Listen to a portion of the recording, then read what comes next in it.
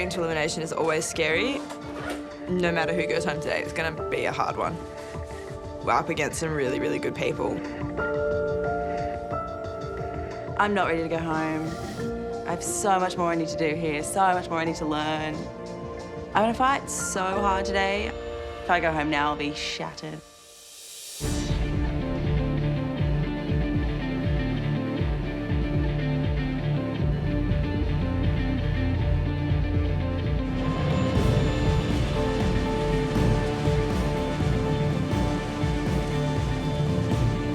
I'm really nervous.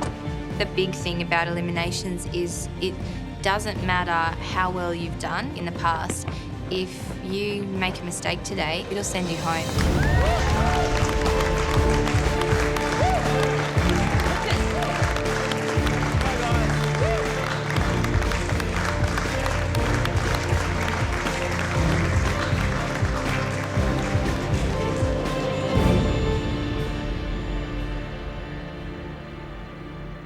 Good morning.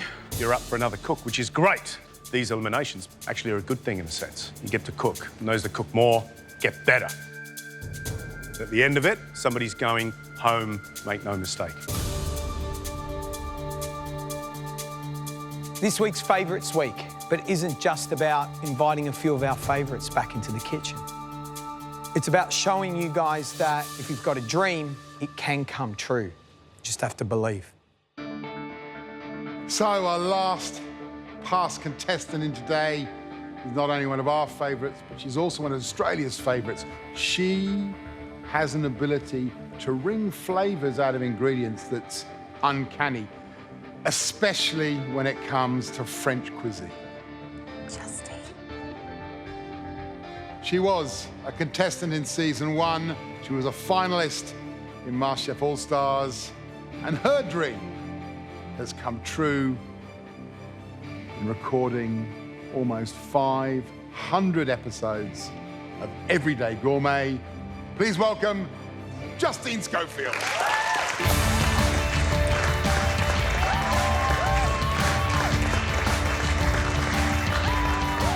I absolutely loved her on season 1 of MasterChef, and I was devastated when she was eliminated. I love her TV show. I'm so excited to meet her. Mwah. Hello. How come you go the big man first? That's what we want to know. Let's go through the colour. Justine, welcome. I'm nervous. Are you? This feels weird, doesn't it? Oh. When you were standing here in season 1, did you ever think that you'd go on and have this amazing TV career? Absolutely not. Season 1, we had no idea what we were doing. We just wanted to cook food that we loved and just get better and learn from these guys. So you've obviously got something terrifying planned for our contestants. Give us some clues. I want you to feel the way I felt. It's Favourites Week, and I grew up on French food, so today I want you to put a spin on one of my favourite dishes. French isn't a strength of mine. I don't cook it, and I'm not sort of naturally instinctive with French flavours. I'm really, really anxious.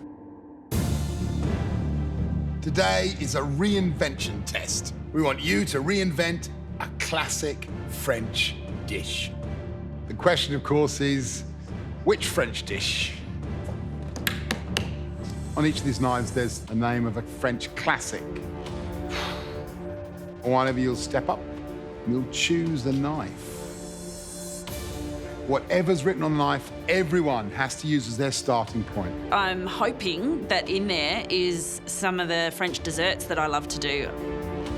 Gee, a creme brulee would be nice. Creme caramel would be nice. If it's like, you know, frogs, I won't know what to do and I'll panic.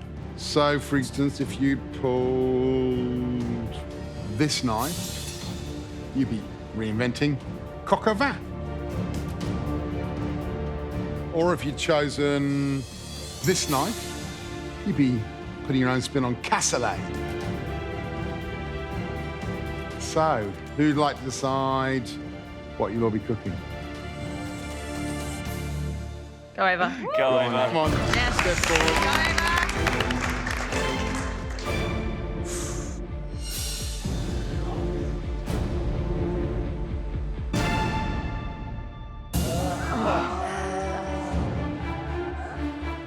So, the dish you've all got to put your spin on is the French classic of duck à l'orange.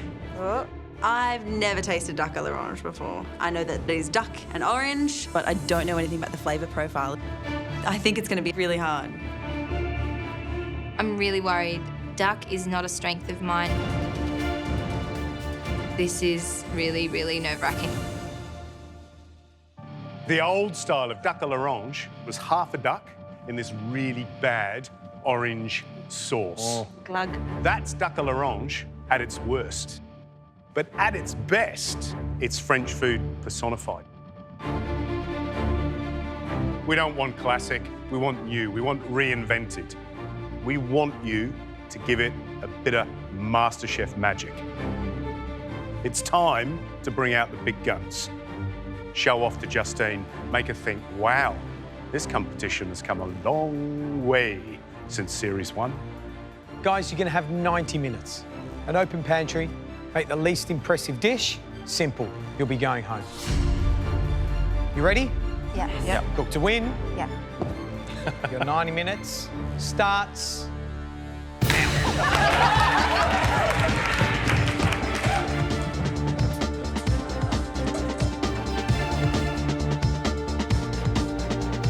We have 90 minutes. We have to reinvent duck à l'orange. If your duck à l'orange dish is the worst, then you'll be going home. It's a juicy duck. I will be trying my absolute hardest today for my dish not to be the worst. I just need to be safe today.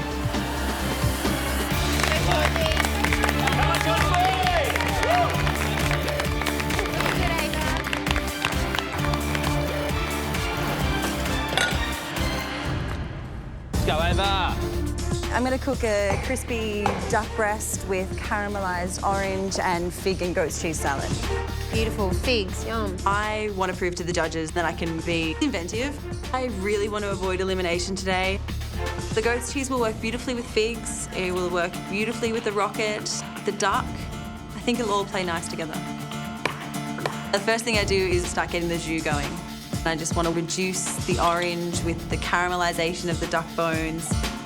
So I think if I can get that right, that it'll be a good dish. It's a scary challenge. It's a really scary challenge. I've never cooked duck à l'orange before. I've never eaten it, so it's a little frightening. Come on, Georgia. Today I'm going to make a duck, orange and fennel consommé with a crispy skinned duck. A consommé is a French soup. It's a clear broth that's been clarified and should pack a punch with flavour. It's actually quite hard, but if I do something too simple and everyone else does something really inventive and creative and amazing, I'm going to go home. Georgia, how are you going? Hi, I'm going really well, I think. I love this idea. It's a consommé. It's Lovely. different. It's really Delicious. recreating. Yeah, so automatically I'm thinking French flavours, freshness, Yes, brightness, yes, clarity in your consommé. hopefully. If it's not clear, what are you going to do? We're going to strain it multiple times and then fingers crossed it's all. Got time to do that? I am pushing it. Yeah, good. We love it when you push Good luck. it, Georgia. There's so many things that could go wrong with this dish. I'm totally pushing myself today, but it's elimination and I'm not ready to go home. I decided to go a little bit left of field today and go with some Asian flavours. So I'm going to make a little flavoured cure for the duck breast. So I toast off some Szechuan peppercorns, grate a whole bunch of orange zest, all goes in a mortar and pestle, and I'm just sitting the flesh side of the duck in that to kind of give it that nice little kind of salty orange flavour. What are you reinventing? I'm doing a little Asian twist today. Combo of the old duck pancake and duck à l'orange, and then I'm going to make up a really kind of thick, sticky duck and orange sauce, kind of like the hoisin. Yeah, love it. Orange segments. Yeah, love it. cucumber, Don't you think that's a good radish. idea? I like that fresh, sticky Yeah. pancake. I like all Great, that. great. Food you can eat with your hands. The thing I'm worried about here, when we eat it, Yes. instead of going Peking duck, those kind of Chinese flavours, Yeah. You want to I've go got to be hit straight away with duck and orange. duck à l'orange. We are reinventing duck à l'orange today, but it still needs to ring true to the original dish. So I'm going to be really careful to layer lots of different flavours of orange through this dish today. no time to duck. You need to run. 60 minutes to go.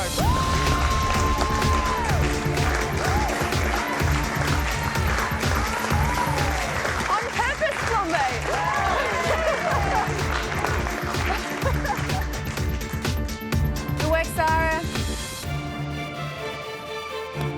I've decided to cook a duck à l'orange hot pot. Got duck legs here in the pressure cooker, and I am about to next get my potatoes into boil so that I can do the duck fat potatoes on top. Instead of pastry, I can top it with duck fat potatoes that'll give a nice crisp. That's going to involve parboiling the potatoes, and then I want to start cooking them off in duck fat in the pan.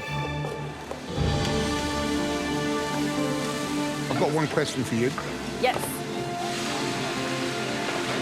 Can you name me one dish that combines oranges and potatoes successfully?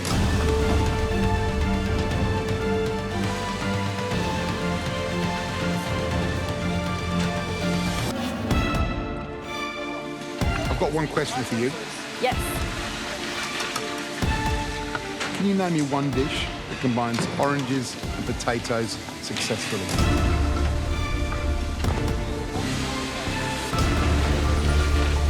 Matt. My one. Matt Preston has an amazing food knowledge, and to hear him say that he's not heard of this combination before makes me really worried. But I think, gee, there's not much in this world that's not improved by duck fat potatoes. Let's go with it.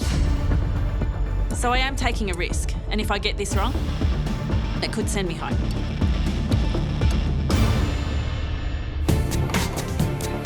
A little reminder, 45 minutes down, 45 to go. Come on. Push them through, guys. Push them through. Woo! Come on, Georgia.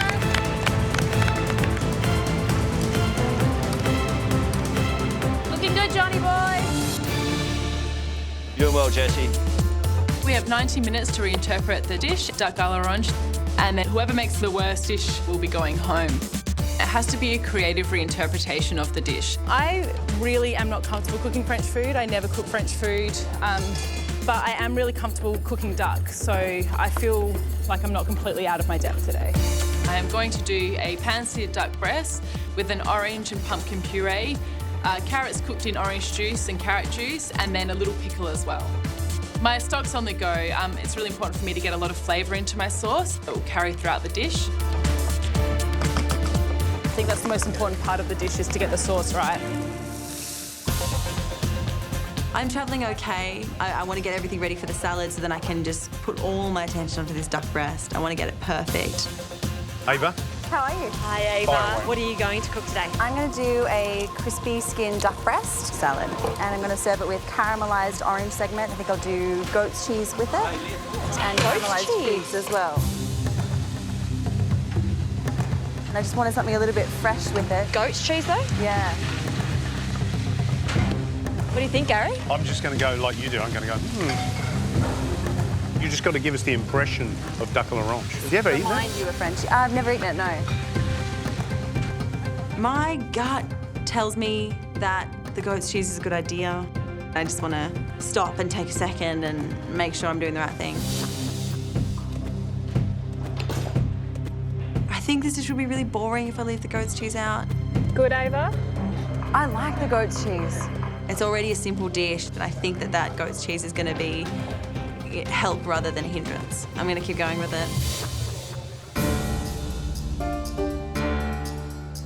How you going, Jess? Good. Doing well? They like my idea, which is a good start. That's a start. What's your idea? I'm doing little pancakes, little Korean pancakes, crispy duck, and then like a rich, kind of sticky, hoisin-y, orangey sauce. I like your idea too. The sauce is pretty much the crux of this dish. It's what's going to give it that link to duck à l'orange. To get this lovely sticky sauce, I'm going to have to layer quite a lot of flavour in here. We've got rice wine vinegar, a little bit of soy sauce, some duck stock, and a little bit of orange juice. I taste the sauce, and it's really salty.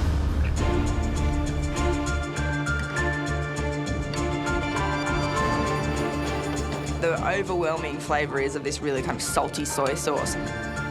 Without this, it's really just duck and Asian slaw. It's not going to bear any resemblance to the original dish. I've got to do something to change that. This sauce has to work. If this doesn't, then, you know, really I have no dish today.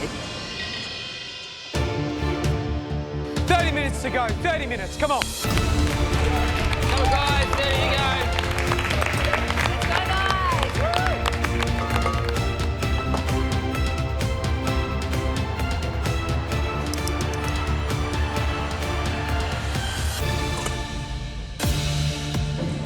consommé has a beautiful flavour. I'm so happy with it. It's obviously cloudy right now like a broth, and I need to lift all the impurities out of it to make it a beautiful clear soup. I need to juice the lemons and add it to the egg whites that are going to be the raft for my consommé. A raft is a technique that you use to clarify a stock or a soup. Go, Georgia.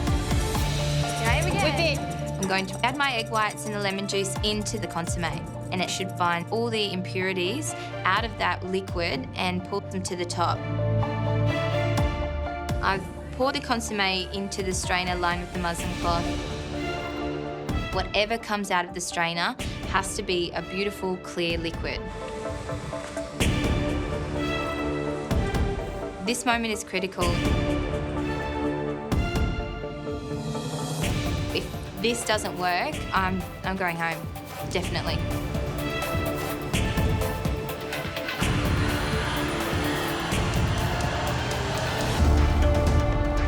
This moment is critical. If the soup isn't clear, then it's not a consommé. My heart is beating out of my chest. To go home would be devastating.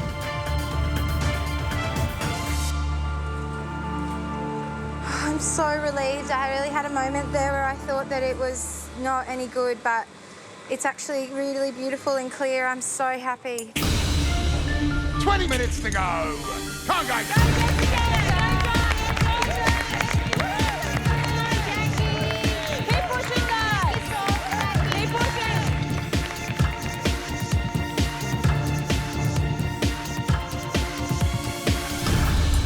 What I want to do with this dressing for the salad and the duck is combine the jus, duck fat and orange juice and make a nice vinaigrette to go with both the duck and the salad.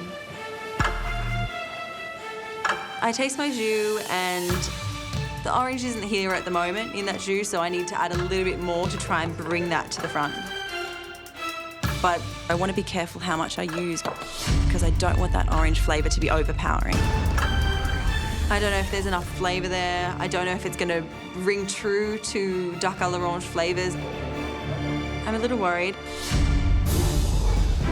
You've got this, Jessie. I'm really happy with my sauce. It's really bright and it tastes fresh, and I just think it's going to go really nicely with the duck breast. Jessie, Hi. look at you go. What are you cooking the carrots in? I'm cooking it in their own juices as well as some orange juice, so it's only just got on.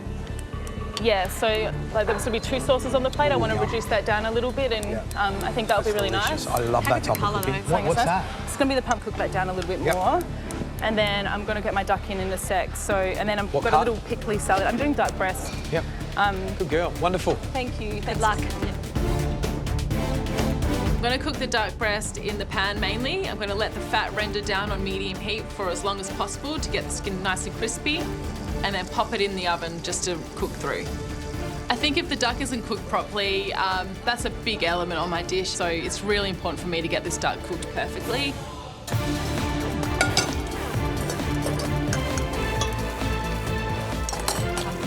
It's tasting good. Check on the carrots. Duck fat, cos. Just coals.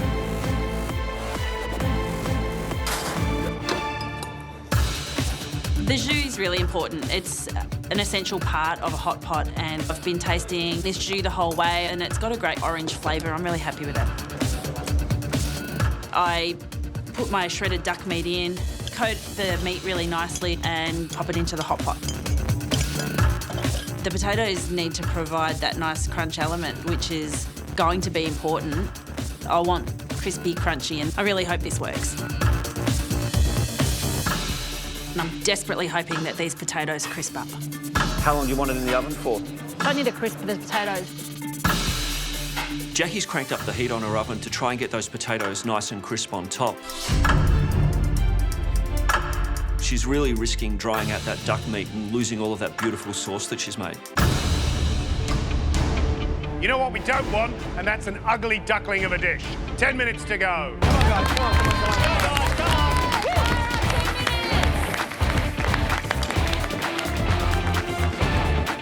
Come on, guys, keep it going. Come on. Push it hard. I I've made a couple of fixes to my sauce. I put some marmalade in there. This texture's coming together. It tastes really good. Yeah, I'm getting really happy with it. Time's kind of gotten away from me. Everything's kind of getting there, but I really need to get these pancakes on now.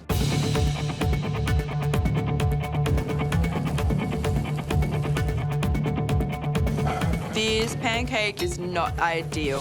So I turf this pancake. Try a second one. I'm going to try and put a little bit less batter in there this time. Try and get it out a little bit thinner.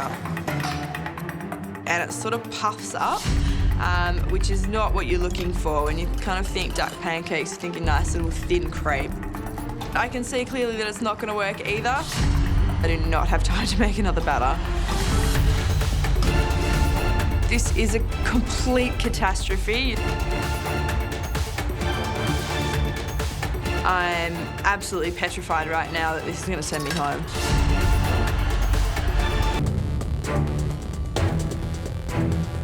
Pancake number 3 hasn't worked. This is a complete catastrophe.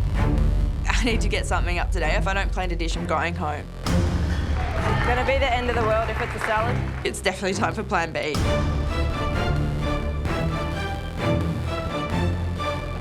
So I'm gonna make a duck salad, which is totally not what I ever would have envisaged for this challenge. But, you know, it's my only option today. So I'm using some really lovely kind of crunchy vegetables and a pile of this lovely kind of kimchi salad that was meant to go on top of the pancakes. Time-wise, this is an absolute nightmare. Mother Duck said, quack, quack, quack, quack. We say, quick, quick, quick, quick. 3 minutes to go. Come on, guys. Come on, guys. Woo.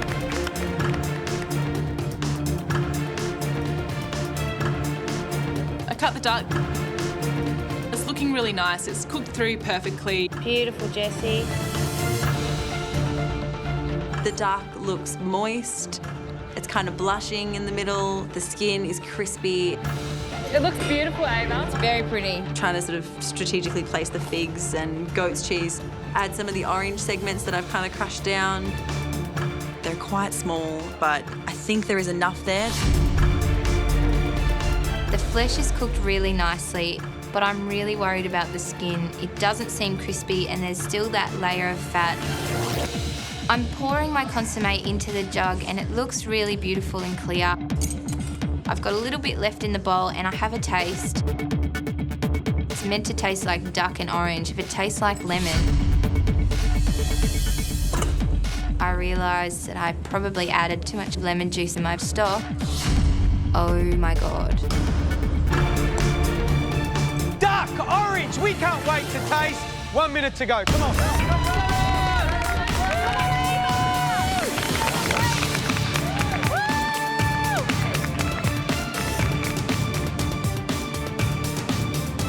I'm leaving my hot pot in the oven until the very last minute, and I'm desperately hoping that these potatoes crisp up. Just keep praying. It is an anxious wait because there's nothing else for me to fall back on. Either it's good enough or it's not.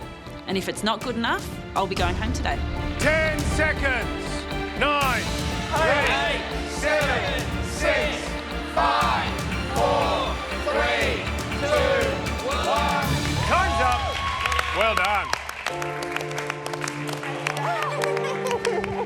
And that's a good feeling when it's done. Time is up. I'm feeling pretty disappointed. This is not the dish that I had in mind.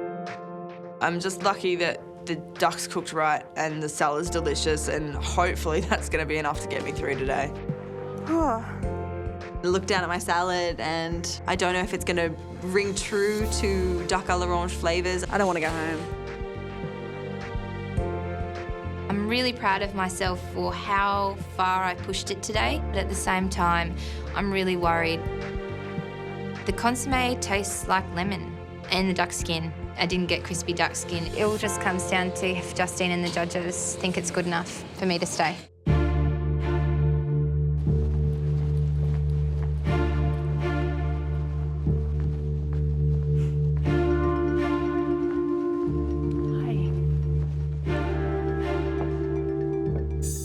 It's pan-seared duck with pumpkin and blood orange puree and carrots as well.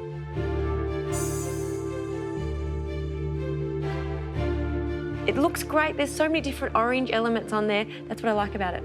We'll taste. Thank you. Thanks, guys. Thank you. It's a beautiful plate of food. Can't wait to taste, shall we? How's the skin rendered? Looks good. And it's beautifully cooked. Look at that.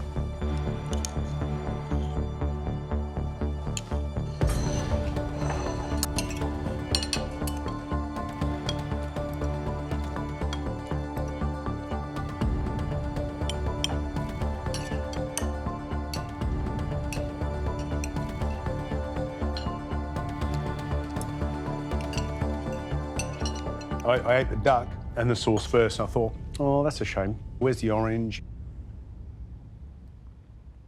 And then I smeared it into a bit of that puree, and bang, there it was. There was the orange. And it's sweet, delicious, it's beautiful. Yeah, well, I'm loving these. The carrots, Gary. They're cooked in the carrot juice and orange. The flavour in those baby carrots are wonderful. And I like how there's a crunch there too from the carrots. It's quite lovely.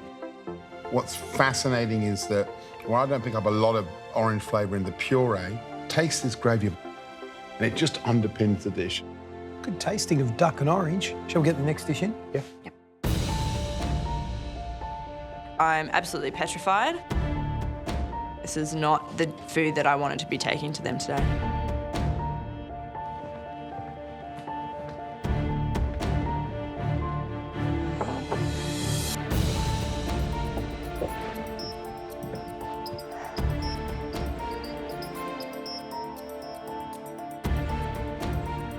Today I was supposed to make you some little duck pancakes, and pancake batter didn't work.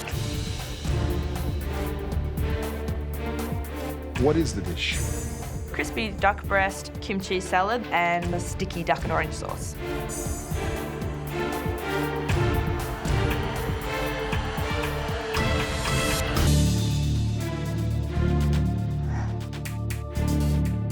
There's definitely a real chance I could be going home today.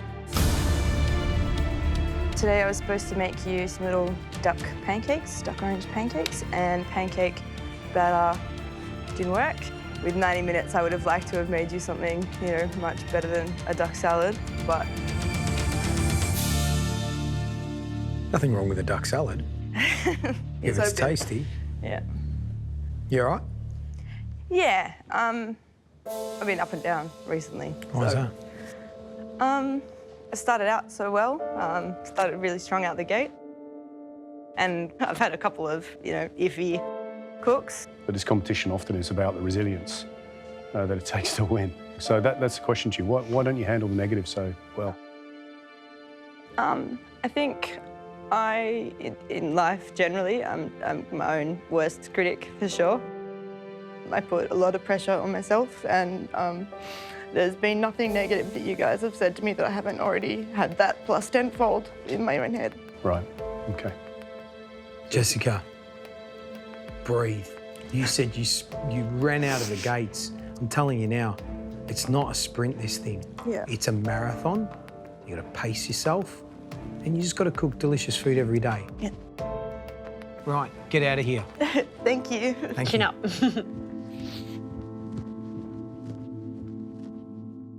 I actually don't mind the dish. I agree. And I think that orangey hoisin sauce is brilliant. If that works with the duck, that's enough. You don't need the carbs, Matt. Carb-free is the way to go, George.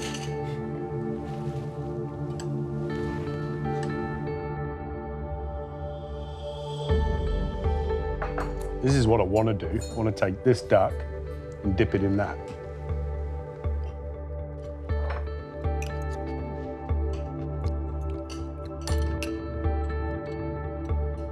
It absolutely makes me think of duck à l'orange. There's no doubt about it. The freshness of the fresh orange, the jamminess of that sauce with that duck, heaven. The sticky sauce is delicious. Reinvention was what it was all about, and I think she's done that 100%. But when you've told me there's pancakes, I wish she put them up.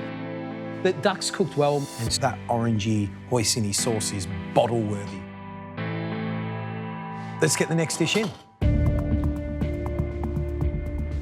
My dish looks pretty simple compared to some of the others, and I don't know if I've done enough.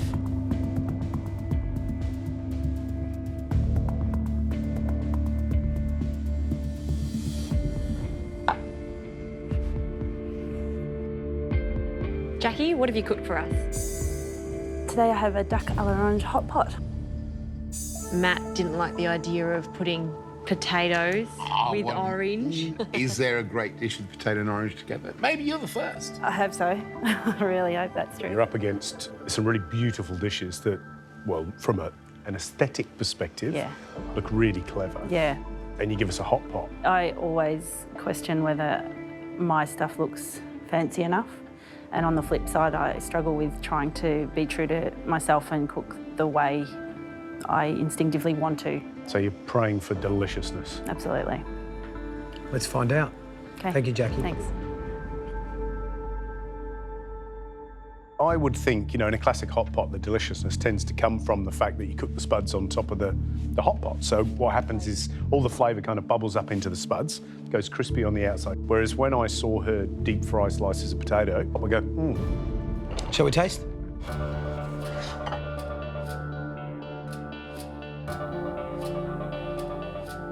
You know what? I can definitely smell orange. Where's the sauce?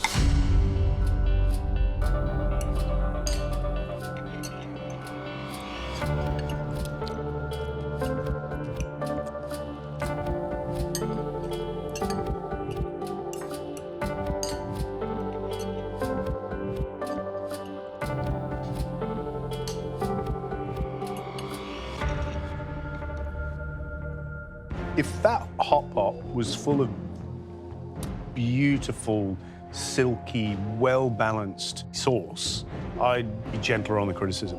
But it's not. There's not much sauce. The sauce isn't strong enough. Where's the flavour? Like, I don't like it. The idea of duck and potatoes is fantastic, but orange and potatoes just doesn't work. Sous vide duck with the coriander praline, a grand marnier sauce, a cardamom and cauliflower puree, and glazed carrots.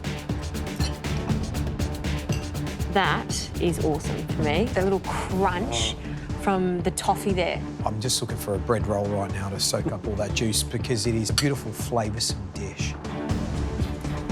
Duck hearts and duck legs with fresh orange gel and fennel. I like the duck hearts, really soft, beautifully cooked, it was tender. It's a duck breast with braised celery, heart, carrots, and an orange sauce.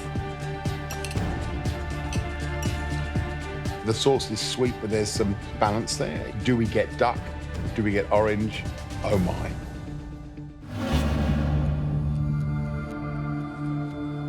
The consommé tastes like lemon.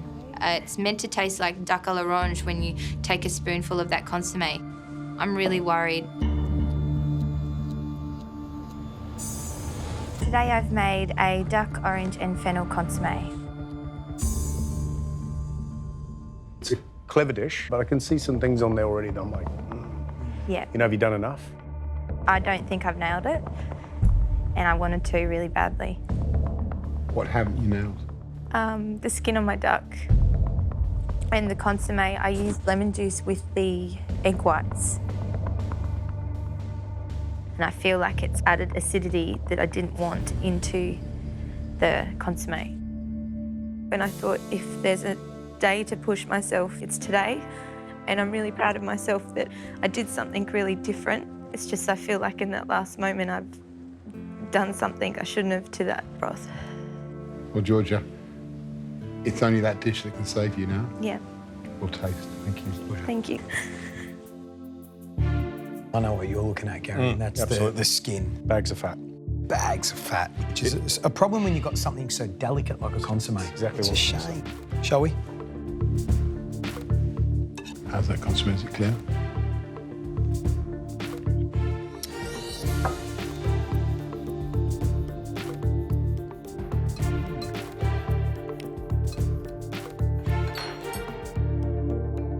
I love the idea that she's pushed herself and done something very different compared to everyone else. And it looked pretty, the pour, you know, it's dramatic, but it's not exactly meeting the brief. It's duck à l'orange, and you get the orange once you've eaten the fennel with the orange in it. But she's made a big mistake by adding that much lemon to the raft.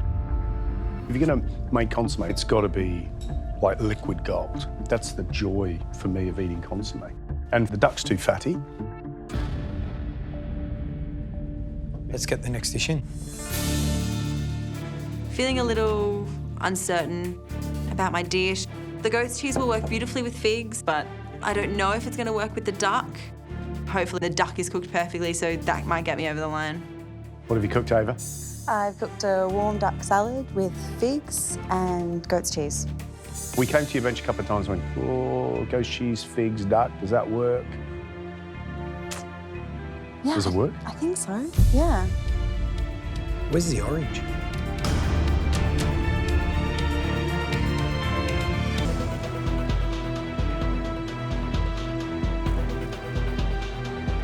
Where's the orange?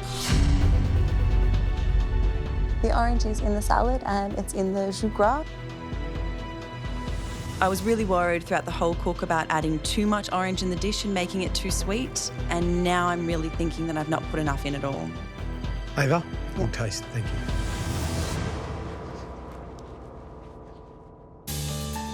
Justine, do you think duck à l'orange when you look at it? No, and I think that was my main thing, because orange, I can't see it there at the moment. Come on, let's taste.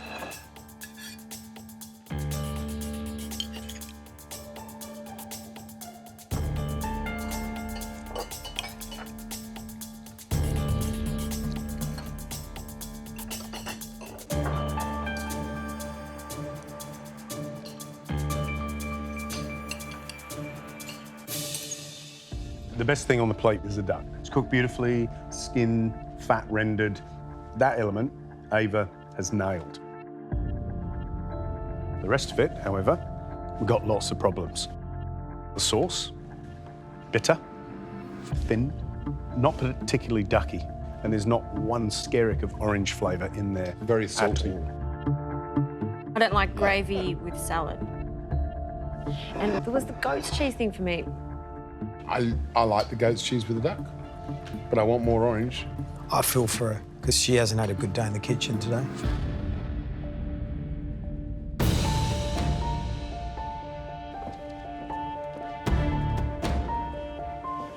An emotional, tough day in the kitchen for the 8 of you. You had to reinvent a classic French dish, duck à l'orange, and that isn't easy. Today, we've tasted some great cooking. 4 of you especially did a fantastic job, namely John, Jesse, Jessica, and Stephen. But 2 of your dishes have put their maker in the firing line. If I call your name, please step forward. Ava. Jackie.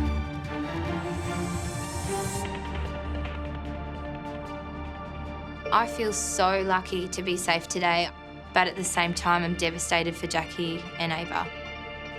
Jackie, you showed us reinvention.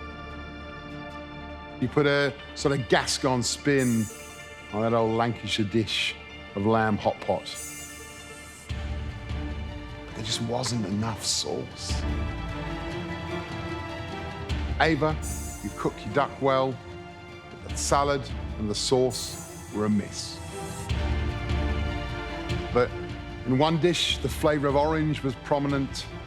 In the other, it was next to non-existent. And that's why, I'm sorry, but Ava, you're going home.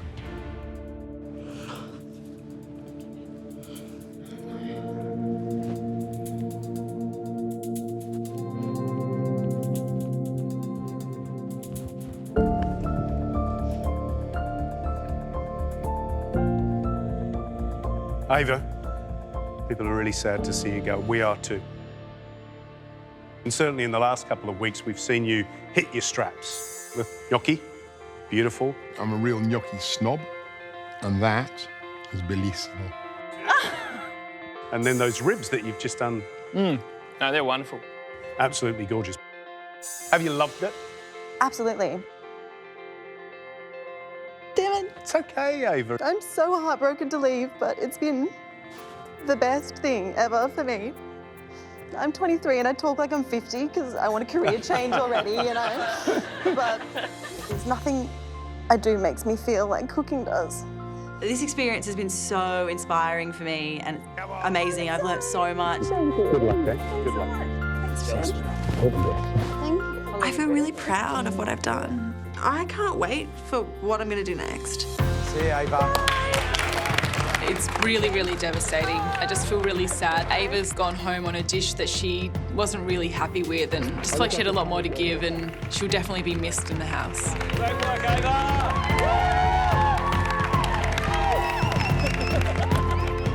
I can definitely have my own restaurant. You have to go out there and work and look for it and want it. And I do. I have this new drive that I think will get me there.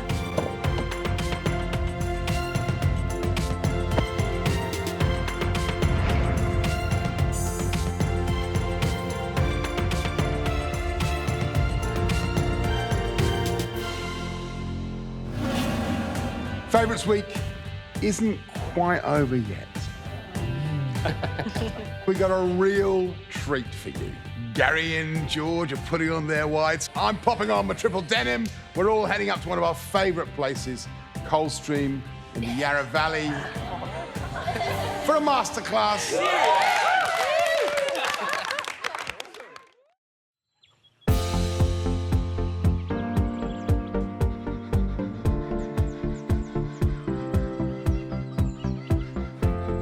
Wow. This is awesome, though. That's beautiful.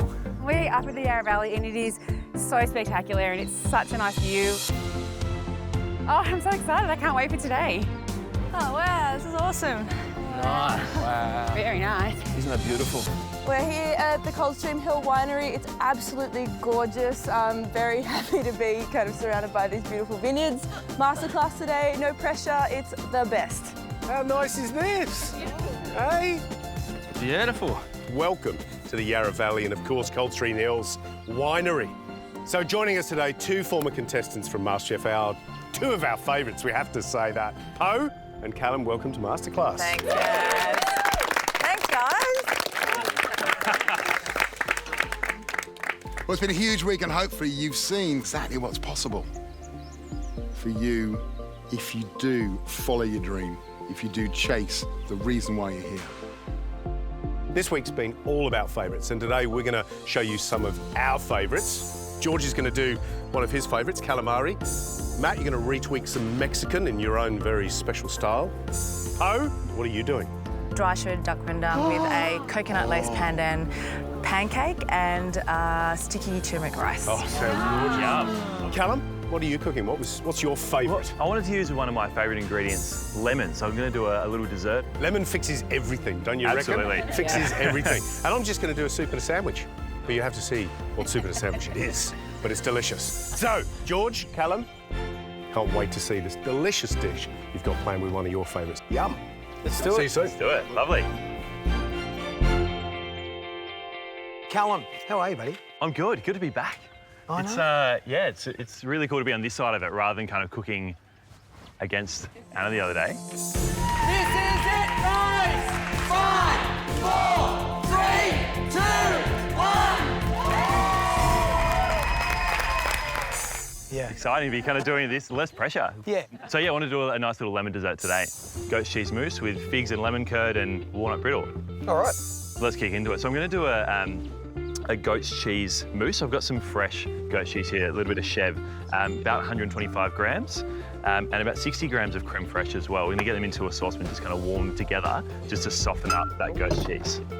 I've got a little bit of scraped vanilla here that we'll get in. Yep.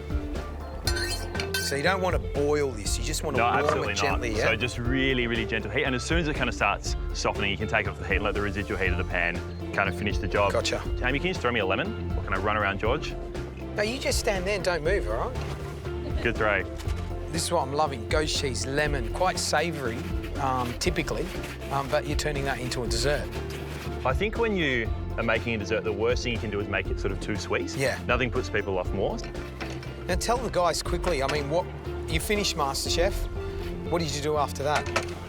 Since then, I've moved back to Adelaide, where I'm from. I started a cooking school, so basically it's all about showing people how easy it is to actually cook at home. And I think that's one of the awesome things about MasterChef, is that it's got people really excited about food. So we can basically take that out now, chuck it into a bowl. We're just going to cool it down a little bit. 2 tablespoons of honey goes in as well. Mix that up. And then about 150 mils of cream, which we've just whipped to soft peaks as well. So piping bag, mousse can go into that now, and then we'll just chuck into the fridge and it'll just thicken up a little bit as that cheese cools down. Yum. When I was like maybe 13 or 14 years old, first job I had was at a bakery, and the first thing I rolled in to do was make finger buns. And I didn't know how to use a piping bag, and they kind of just were like, here's your icing, here's your coconut, go for it. And I was kind of putting it all in at once, and I didn't fold the piping bag down. I was getting icing all over my arms. I looked like a human finger bun by the end of the day. Okay, cool. So that goes into the fridge, that'll firm up, and that's a goat's cheese mousse done. That easy. Wonderful. Beautiful. I love that recipe. And then with that little leftover vanilla pod, I'm gonna put it in my thyme and honey and lemon syrup. So we've made this already. Honey, lemon zest, thyme, cinnamon, and then my vanilla. I think thyme being a hard herb is mostly used in savoury stuff. Yep. But with lemon, with goat's cheese in a dessert, it's actually really, really good. I love using kind of thyme or rosemary in desserts. What's the next step? We're gonna make a walnut brittle now. So similar kind of process to a honeycomb, but it's a little bit darker and it's really about the walnuts here. So we need to get a pan nice and hot. We're gonna make a dry caramel. 150 grams of caster sugar. We're gonna sort of add a little bit at a time. I find if you just dump it in, that's when you start getting kind of bits that are burning and bits that are still sugar, and just agitating the pan all the time. So we just let that get a little bit of heat. With a dry caramel, I find add a little bit of sugar, and then you can kind of go more and more and more as you go. Right, Callum, your caramel's ready, and that looks wonderful. I mean, nice and rich and dark and bitter. Yeah, exactly. That's the thing. So when you're making a caramel, don't be afraid of a little bit of smoke. If you kind of panic and go, smoke, take it off. That's when you get a really sweet caramel. A little bit of smoke, let it go for a second, and then take it off, and that's when you get that really nice bittersweet. Yeah. So we want about a tablespoon of butter in there as well. And once that melts through, I've got equal quantities of walnuts. So dump the walnuts in now as well. Yep. And might just get that back over the heat, because once you add 150 grams of walnuts back to that much sugar, it cools the pan right down. So just bring it back up so the caramel's and you nice want that and gooey. coated, yeah? Exactly right, yeah. Had you toasted your walnuts before? Absolutely. So if in doubt, always toast your nuts. Right. And then we add sort of about half a teaspoon or so of bicarb. So we just rain that in? Yeah, rain in. You've got to give it a good stir. And from this point, you want to work pretty quickly as well. So stir it through. Wonderful. So we can bring that out now. Pretty much dump it in a big pile in here, and then we're going to chop it up as well. So it doesn't really matter how it looks here. Oh, wow. Put some salt on there, Callum. Yeah, a little bit of salt in there as well. It just gives it a really nice savouriness. It makes sure it's not too sweet. That's gives it a really good texture as well. Great. So it'll only take 10, 15 minutes to set, and then from there you can work with it pretty quickly. Here we go. Did one you do prepared earlier. A few minutes earlier. Good on you. So if you peel the paper away. Oh, yum. I'm just going to take a big knife now and just sort of get, I don't mind if I get a few kind of random chunks. So I was going to plate this up in a glass. Goat's cheese mousse going in the bottom. And that's kind of the base for the dessert, and because there's quite a bit in there, so that's why it's important that you don't make it too sweet. I'll take my little lemon curd here as well. We've made this already, so we'll get some of those little bits in there as well, just so you get sort of little subtle differences of sweetness and a little bit some more kind of zesty and a little bit some more acidic as well. We'll get some of this walnut brittle on top. Now I've got a couple of figs here as well. Beautiful. Yum. So I was thinking about, do I blowtorch a fig or something, but I think just keeping it really fresh and simple is a good idea here. And then finally, have we got that little syrup around? There it is on the end there. So that's going to sort of glaze the fig. Nice, Callum. That is wonderful. Lovely. So that's our little goat's cheese mousse with figs and lemon curd and walnut brittle. Superb. Thank you, Callum. Oh, no, it's beautiful. You guys have a try now? Billy, Georgia, come on.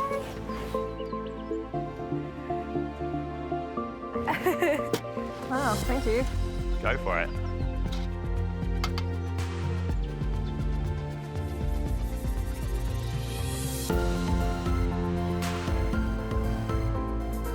Really, I need to know. What does it taste like? The walnuts with that brittle, it's really nice, and then the fig, which kind of balances it all really well with the syrup as well. It's beautiful. Georgia?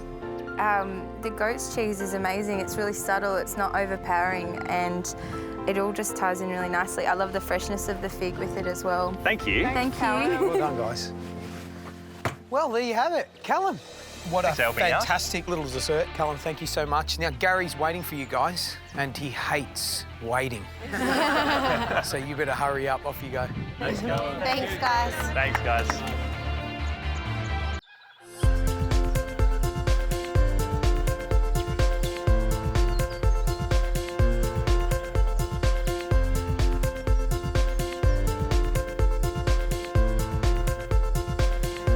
Beautiful. Isn't it lovely in here? Huh? Little break from the sunshine. So this week was all about favourites, and when I thought about masterclass and I thought about a favourite, then I thought of something that I first learned when I was a young cook. Fish soup is one of my favourite things. It's one of the first things I learned to do that really had guts and the kind of strength that I went, wow. So I'm going to do a fish soup and make it really rustic and serve it with a sandwich, which is actually going to be a slider made from lobster. Right, should we get cooking? Yes. Okay, so good dash of olive oil. So I'm using lobster bones, prawn bones. You can use mullet bones, crab bones, doesn't really matter. All right, so bones in. What we want to do is caramelise, and there's a right temperature to caramelise. Too hot, it's going to catch and burn. Too cold, it's going to start, boiling in its own juices. So you want to be watching it. So this process is about the bones changing colour. It's about taking on a really pleasant, crustacean-y, delicious aroma, smell, and it's about scraping the sediment off the bottom of the pan, and it's about the right amount of heat to do that job.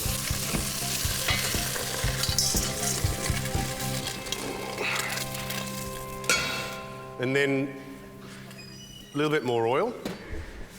And I'm going to pop some vegetables in. I've got fennel, I've got carrot, I've got onion, I've got garlic. They're always the basics, the fundamentals. What I'm looking for in the vegetables, I don't want them to catch, I don't want them to burn, I want to extract some sweetness. I want to get a bit of heat into the carrots particularly. They're the thing that are going to take the longest to cook, and I want to bring out some sweetness in that caramelisation. All right. Bones back in. Actually, no juices at all. Give it a stir. And then we've got a couple of things to pop in. First of all, some aromatics. So, a bit of pepper. Let's be generous, right? I've got a couple of star anise, and I've got some coriander seeds. Tablespoon, your choice. This is where you've got a chance to kind of express yourself, right? And then I've got Pernod, a good splash of that. So I've got a lot of Pernod here. That's like 200 mils. I'm going to save a bit for the end. And then Noir, right? Noir Prat, which is vermouth. So I'm just going to put all that, 200 mils. Different to wine. And then add some thyme and be kind of generous. Got chopped tomato, orange, and I got lots of this. This is actually 3 oranges, zest and juice, because I want a lot of orange flavour in there. Orange juice, so from 3 oranges. And I'm going to put a good pinch of saffron. Okay. Saffron is not there for colour, it's there for flavour. So in on top of that, fish stock. About a litre of fish stock. Okay, so let that come up to the boil, season it with a little salt, taste it, and then add some fresh herbs. So I've got some tarragon here. I love it. So a few sprigs, and then some coriander. So put a little bit of that in. Smells good. Little pinch of salt. So we've got to let that come to the boil, and we've got to cook that out for long enough to get the flavour out of it. So we'll let that cook away for 45 minutes, and then we'll strain it. And then the magic of television. Here's one I prepared earlier. All right. Let's get on to the sliders. Jamie, up you come. Yeah, come in here. You're going to make some slaw, because we're going to make some sliders, Oh, yeah, okay? nice. So you jump over that side. Yeah. All right, let's slice a few radishes. Use the guard. Yes. Square on always. Shall I chop this apple first? No, just put it through. Yeah, nice. Yeah, looking all right. And then shave a bit of fennel through really finely. All right, put a bit of lemon on because the apple will go brown. And a little bit of olive oil. OK, cut buns. Yep. Should be able to do this. You should be able to do it. I got you up for a reason, you know. I'm waiting for that moment of epiphany where he goes, this is my sandwich shop, and just puts it down and goes, eat and weep, boys. That's what I'm waiting for. Yeah, it's coming. Grab a griddle pan from under there. All right, yeah. Jamie. That's all right. Pop it on. I want you to grill the buns. Yep. So what we did was we blanched the lobster for about 2 minutes just to let the flesh release out of the shell, popped the tail out of it, popped it in a bag and cooked it slowly, so in sous vide. Slice a few nice rounds. Yep. They'll be really quick. OK. Buns, yeah, no, they're good. Yeah, leave them. This is aioli.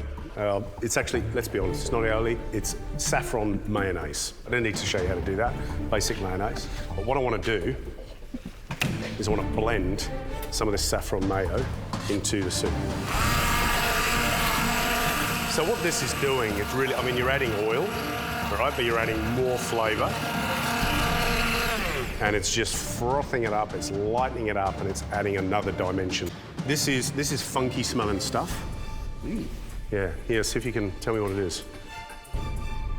Oh, it's almost shrimp pasty. Mullet butter. Yeah, what the hell is that? So, red mullet, there's a liver inside, yeah, that is funky and delicious, and mixed with butter, it's crustacean-y and bony and delicious. So I'm going to put that in. How are we looking? Good? Good. Right. Let's do some building. Let's put a little bit of saffron mayonnaise. Nice. And then we'll put some slaw. Because that little gooey bit there, that little oozy bit, that's the bit that everybody goes, oh, yum. And we'll put some cress in too. So go on, go, build. Yeah, looks good. How delicious, right? Yeah. Jamie's food dream. On a plate. So there you have it. Fish soup, lobster slider with a slaw, one of my favourites. So who wants to taste? Anna, come on, you're sitting there. I don't know, do you like fish soup? Yeah, I love it. Oh, this thank is God. my food dream on a plate jump dish. in. Let's cut these up. They do look all right, don't they? Very good. So. Perfectly toasted buns. Right, go on here, it's a mug. Oh, thanks, a string from it. Yeah.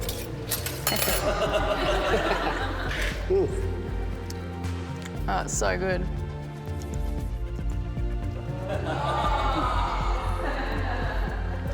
Dip sandwich. Yeah, you've been to America, you get a dip sandwich. Dipped in gravy. It's strong, but it's still quite delicate. Like, it's really powerful, but it's not overpowering, and it's just... There's creaminess and also a lot of saltiness in the soup as well. So you're getting fish, but it's rounded. There's lots of other flavours in there. Yeah. It's all wrapped up in a big bag of deliciousness. Yep. You want to sit down? All right. Not really. Give me my mug back. All right. Thanks, Beautiful. Gary. Got a special treat for a few of you. The best 4 dishes in yesterday's elimination, so they belong to... Where's Jessica, Jessie, John and Stephen. I've got a little basket of goodies that you have to take down the hill, give to George, because he's going to give you a special little up-close and personal masterclass, tweezers included. All right, here. Little Red Riding Hood. Ciao, ciao. See ya. See you guys.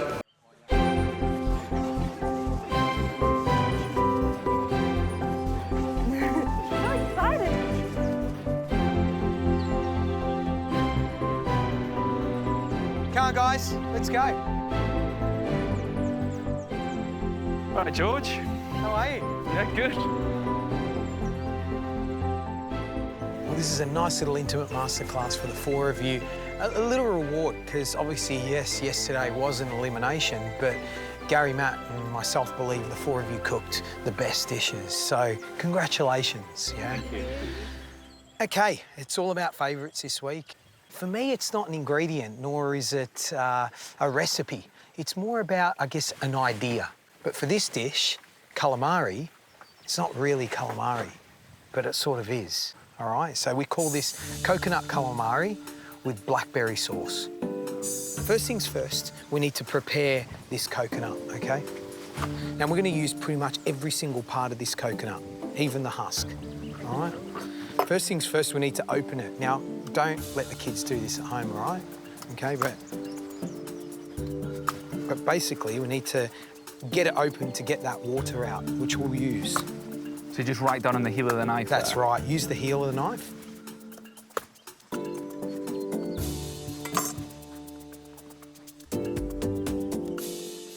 And there you have it.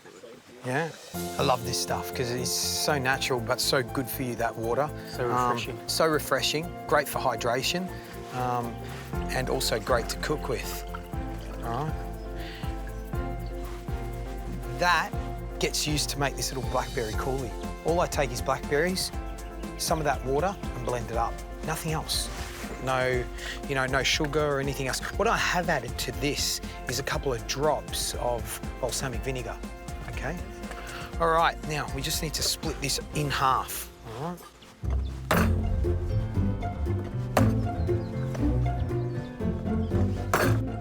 He's done this before. Okay. So we split it literally in half, all right? Now this is the bit where we make calamari. Now, we've taken a spoon and we've basically put a little edge on that spoon with a grinder, all right? That's to be able to get the flesh of the coconut out gently, all right? So it's really sharp. Oh, that's cool. So you're taking it off in one piece if you can. That's right. And you just got to take your time. Yeah, you want it intact. You don't want any holes. There we go. And now at this point here, we just need to clean it up.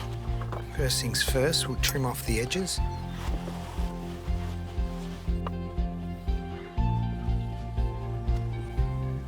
So working very gently with the blade of your knife to create this nice little strip of calamari. At this point, obviously, what do we do to calamari? Score it. We score it, that's right. So, just using the weight of the knife, not too deep, and turn it around. We'll go the other way. And there you have it. That's so cool. Wow. Calamari. Yeah. I love that. All right, so that's our calamari, and we're just going to set that aside. Now, you're probably asking me, you said use the whole coconut, George. Well, obviously, salt and pepper calamari like that has a little sprinkle of pepper, yeah? So what I'm going to do, and I'm going to show you, is I take the husk of the young coconut, and I put this in a low oven overnight, 40, 50 degrees, and dry it out. And what I end up is with that there. All right, now, what you do is take a blowtorch and we burn all the bits of this coconut. All right, that's it. That's actually original black food colouring. That's how they used to make it in the old days. So it looks black, doesn't taste like charcoal at all. We powder that up with star anise to give it a lovely aniseed flavour, and then pop it in a little bag here. I'm going to put this aside and use it a little later. John, come around. All right. OK, so first things first, this little blackberry coulis. Do you want to snip a few of those berries? Those berries look so delicious. They're beautiful, aren't they? So we've got blackberries, blueberries, boysenberries, raspberries, of course. So you're just using the coconut water to sweeten take the tartness out of the berry? That's it. And the balsamic brings out the sweetness, doesn't it? Balsamic in there will bring out the sweetness, and as well as that, we've taken some of that puree, some more balsamic, and made a little balsamic and blackberry jelly, OK? It is wonderful. Again, blackberry sorbet, literally that puree there, churned. I love that, just like replicating the same flavour, but just in three different textures. 3 different textures. All right, our calamari goes in. We've got some of these beautiful little flowers. When you're in the pantry, look beyond what everyone else is looking at, and as well as at the garden, because some of those fronds that are growing on things like fennel, they're just wonderful, and I love using that. And then finally, our little powder, our little pepper. That's cool. Yeah? Well, there you go, guys. Coconut calamari, blackberry sauce. John, tasting.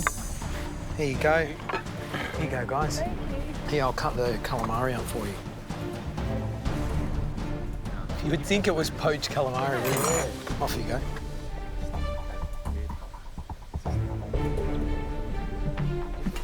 That's beautiful. Jessica, Stephen, what do you think?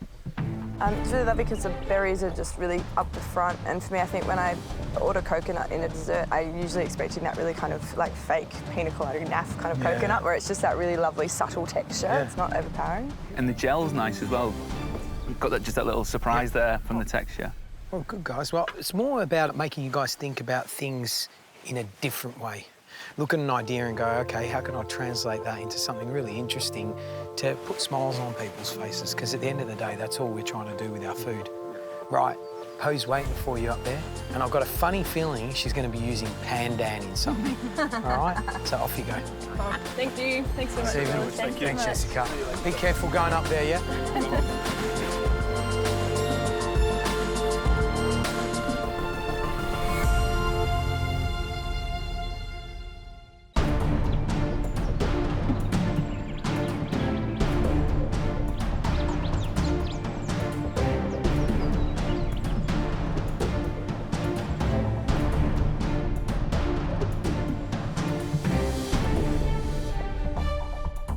So next, one of MasterChef favourites, Po.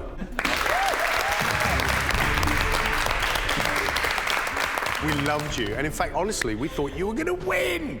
We thought you were going to win. Second. But you've done all right, haven't you? Yeah, I've done all right. Yeah. So we're going to teach us how to do today. So we're making a turmeric sticky rice that goes with a dry shredded duck rendang and also a pandan coconut lace crepe. Beautiful. Well, this dish is actually really special because it is one of my favourites, which is our theme for the week. And it's a dish that I cooked for the Elder Statesman Challenge. Lovely. It's the final 5 minutes before the final week. Hopefully these ones will work. So it's just falling apart a little bit. So it wasn't perfect, was it? Not so much. But taking that dish and holding on to it is really important because things that didn't work, you just go, you know what? Don't give up on them. Yeah. Right, let's kick off. What do you want me to do? So first we're going to do the rice. Always soak it and then you can steam it. And what you get from that is really nice separation. Got to soak it. Minimum 4 hours, ideally overnight. Overnight, yeah. So rice, coconut cream. Mix that together? Yes. Turmeric for some really nice colour, which is something that really lacked in my original dish. And it's going to give it a beautiful earthiness and goes beautiful with coconut, and some salt. Pinch or? Good pinch, chef's pinch. So we're just going to fold that through, and then what I've got here is just a bamboo basket that's lined with pandan leaves. Pandan is a really fantastic, versatile Southeast Asian ingredient. You find it a lot in desserts. Any Southeast Asian dessert that you find green in, this is where it comes from. So you want me to tip that in, lid on, turn it on, and steam it. How long does this steam for? It depends how well soaked your rice is, about 20 minutes. Right, so fold leaves in, lid on. So I'm going to make a spice mix now, which is a classic rendang mix.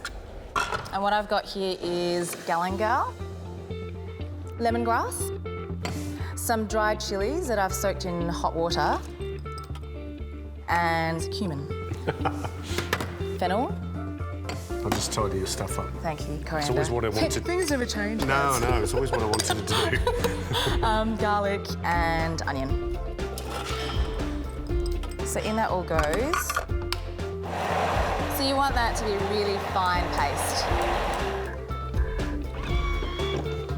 See. Okay, perfect. Sorry. Now, plenty of oil, okay?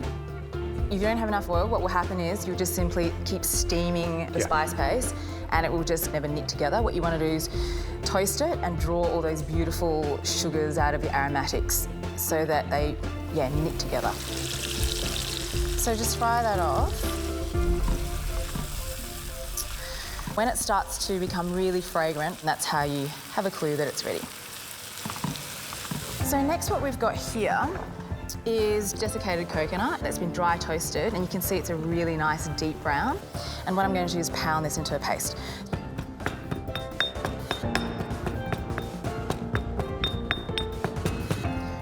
So once it's pounded, it looks like this. Okay, so next we will do crepes. It's called a roti jala. It's actually a traditional pancake that we use, and we do eat it traditionally with curries and stuff, and what you use it is like a roti. So you tear a little piece off and kind of scoop curry up with it and eat it that way. So what I've got here is just plain flour, chef's pinch of salt, 2 eggs, and some coconut milk. And this requires a little bit of instinct, and you need to feel out how much fat there is in this. So this is pandan paste. It's just the shortcut version of that leaf. It's quite lurid in colour. You love this stuff. I love it. You love it. George is always paying me out. She's like, oh, you put pandan in that? So we're going to add a bit of water to this, not milk. So make sure it's really nice and smooth. Okay. So how's this paste looking? Perfect. Really, really good. So that's been cooking out for what, about 8 to 10 minutes now? Yeah. Yeah? Yeah, you can't really go wrong as long as you don't burn it. Okay, Yeah, so that's changed. Yeah. Like a lot. Can you smell the difference? Yeah, So really use your changed. nose, okay? Next, your duck. That's been just poached and then shredded. And then I'm going to add cinnamon stick, 3 cardamom pods, 2 cloves. And coconut milk. Smells so good. So next we're going to add this kurisik. Oh, so this is really dry. The coconut. Really, yeah, really dry, yeah. really We actually dry. want it almost like a crumble. Okay? Love it. And then some brown sugar. How much brown sugar? About 2 tablespoons. Okay. And then some tamarind for just a tiny bit of acid. Once you've mixed this all up now, how long are you going to cook this for? About 40 minutes. Stirring a lot? Yep. So you want me to scoot this one off and, by the magic of television... Ta-da! So this is what it'll look like after the 40 minutes. So you can see it's really dark, really dry, and just really intense. Ooh. It's flossy. Yeah. Yeah, I love it. And for the pancake. So I've just got a little bit of spray oil on this, and then I'm going to make this lacy pancake pattern. You go one way and then the other way. And what the concentric circles do is knit that grid together to give it just a little bit more structural integrity, so that when you go to lift it up... What you want is not to colour it, because you want to maintain that green, okay? Because that's going to be part of your presentation. Oh, I love it. And that's it. Traditionally, I find a rendang a really rich dish, so I'm going to make a really easy relish. All this is cucumber, some coriander, including stalks, and some chilli. And to that, we're going to add a pickling mixture of equal parts white vinegar and sugar. And chef's pinch of salt. Chef's pinch of salt. What I like about this relish is that it just cuts through all that coconut and just kind of modernises the dish a little bit. Our rice is done. So you can see, look how beautiful that looks. Really good. Let's plate up. I'm just going to use a sushi mat. So just sort of loosely, and then the rendang goes in the centre. Rolling it like a sushi roll. Just compress that a little bit so it helps it stay together. So I've just compressed that into a little parcel. And then, oh! Just pop it on there. That's really cool. It's very clever, I like that. And then that's it. That looks very special. Yeah? Yeah, I reckon that looks really cool. And there it is. That's my rendang sushi roll.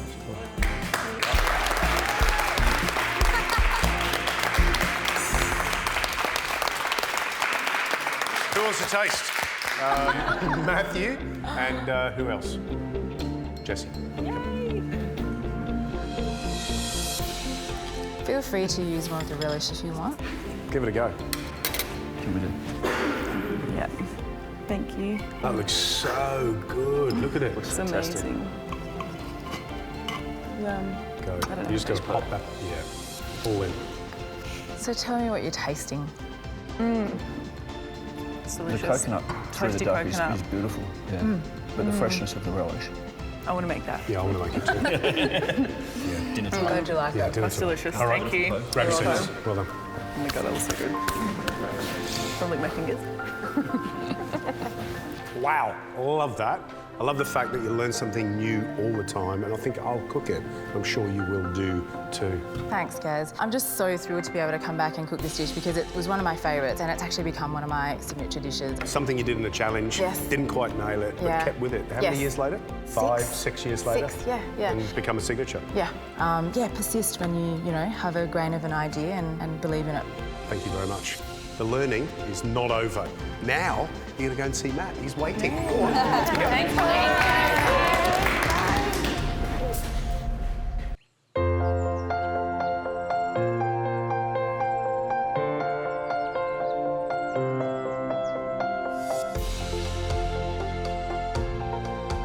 So how was Po's dish? Amazing. Who got to try it? Me. Very nice. Lucky old you. It's delicious, isn't it? What a clever idea. Right, I was thinking about what you were doing in the Mexican challenge. I love those flavours, and so I was looking and saying, how could we do this quicker, easier, less processes? We're now going to do one of my favourite recipes, prawns a la plancha. A la plancha is a cooking technique that the Spanish discovered when they went to Mexico. When the Spanish arrived in Mexico, they found the native Mesoamericans cooking on big terracotta tiles with the heat underneath. It's where, you know, the American flat-top grill or that flatbed you find on the barbecue, that's where that came from. So we've got about 1 kilo jumbos, which we've peeled, we've deveined, and we've taken the end little bit off, because we want you to be able to pop the whole prawn into your mouth and just go thump. This dish is very simple. We've got about 250 grams of butter in there. I'm going to throw into that butter a tablespoon of chili flakes and 2 teaspoons of chili powder. We stir it around like that. I'm going to throw in some garlic, because I just like garlic. That's about 2 cloves, thinly sliced. And then in go the prawns. And so all we're going to do is we're going to toss the prawns through that buttery mixture. And when we've coated those prawns, slotted spoon, because we don't want to eat too much butter, because that would be bad. And we're just going to throw those prawns onto the plancha. Cooking like this is so quick, so simple, so easy, and all we're looking at doing is just getting those prawns to that popping stage. You know, when they're pink, they're curling over, they're delicious. Presentation. We're going to toss the prawns in herbs. And all I've got here is a mixture of herbs that I suppose I would associate with Mexican flavours. So I've got coriander, 1 bunch of coriander, 1 bunch of oregano, and some parsley, because that's a great bulking herb. And all I'm going to do, put some of each of those on the plate. So ideally, what I want my prawn to look like is I want it cooked on one side, because it's going to cook through. So it's going to be toasty on one side, and it's going to be just cooked on the other. So like that. You don't turn them at all? You don't have to. You can if you want to. It's like a gyoza. You've crusted one side and steamed the top. That's absolutely right. It's exactly like cooking a gyoza dumpling. that you want one toasty side and one soft, delicious side. Rose. Oh. Quick. Oh, don't drop it! Here, Rose. Go Rose. again. All right, ready? Ready? Put your stuff down. I got Come on, 2 hands. this is food. I'm It's ready. hot. It's hot. Hey. Yay! So those prawns, tell me it's tasting. Butter. And a No, they're cinnamon. beautiful. No, it's the prawns are really sweet and beautiful, but there's that butter that's phasing them. Oh, here comes the heat. Yeah, and you get that little bit of heat after. No, they're delicious. So look, all I've done is I'm going to pile these prawns, and then all I'm going to do is add some more of the herbs. Some lime over the top. Yeah? I'm just wondering, Matt, like, could you do that same sort of thing with, like, a protein, like a different kind of protein? Like, could you do little pieces of chicken? Could you... You could definitely do that with beef, with cubes of beef. You know, in terms of, if you go to a Japanese teppanyaki restaurant, they'll cook Wagyu like that. Well, here we got prawns a la plancha and a storm of herbs. Now, Stephen, Jackie, come forward. Lucky day. Now, you have a choice here. You can either just dive in with your fingers, and then you're going to get more herbs, or you can be elegant and ladylike, and you can... It's like a harpooning mission. You go in here and you go bang, and you try and spear one, and you get one like that. So up to you. Oh, fingers for me, yeah. On the same. How is that even question? Oh, they're great. Yeah. Flavours? Beautiful. A little hum and chilli, get that. Freshness of the herbs, the little nice little crispy coating on the prawns. So there you have it, my prawns a la plancha.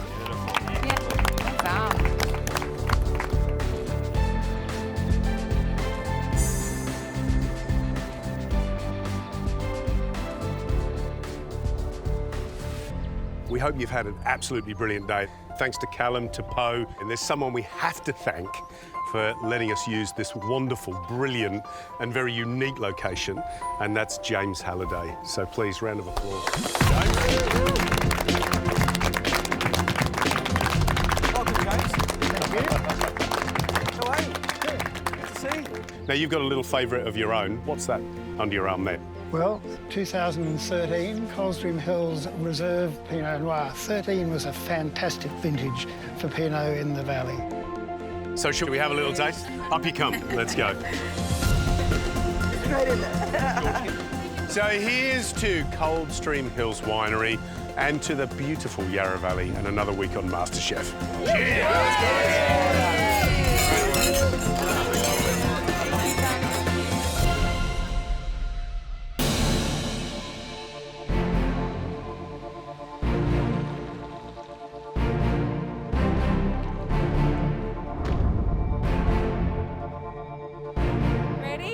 Do it, guys. Yes, let's go.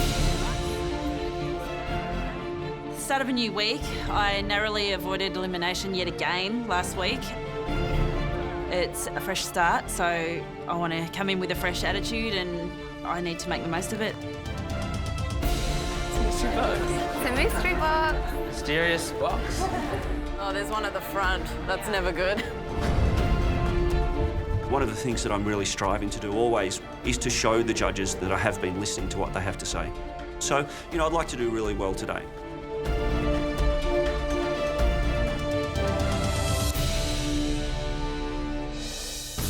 A brand new week in the MasterChef kitchen and a brand new mystery box. The magic of cooking is all about taking simple ingredients to create delicious dishes. We've been telling you, don't overcomplicate things. We're going to show you how less really is more.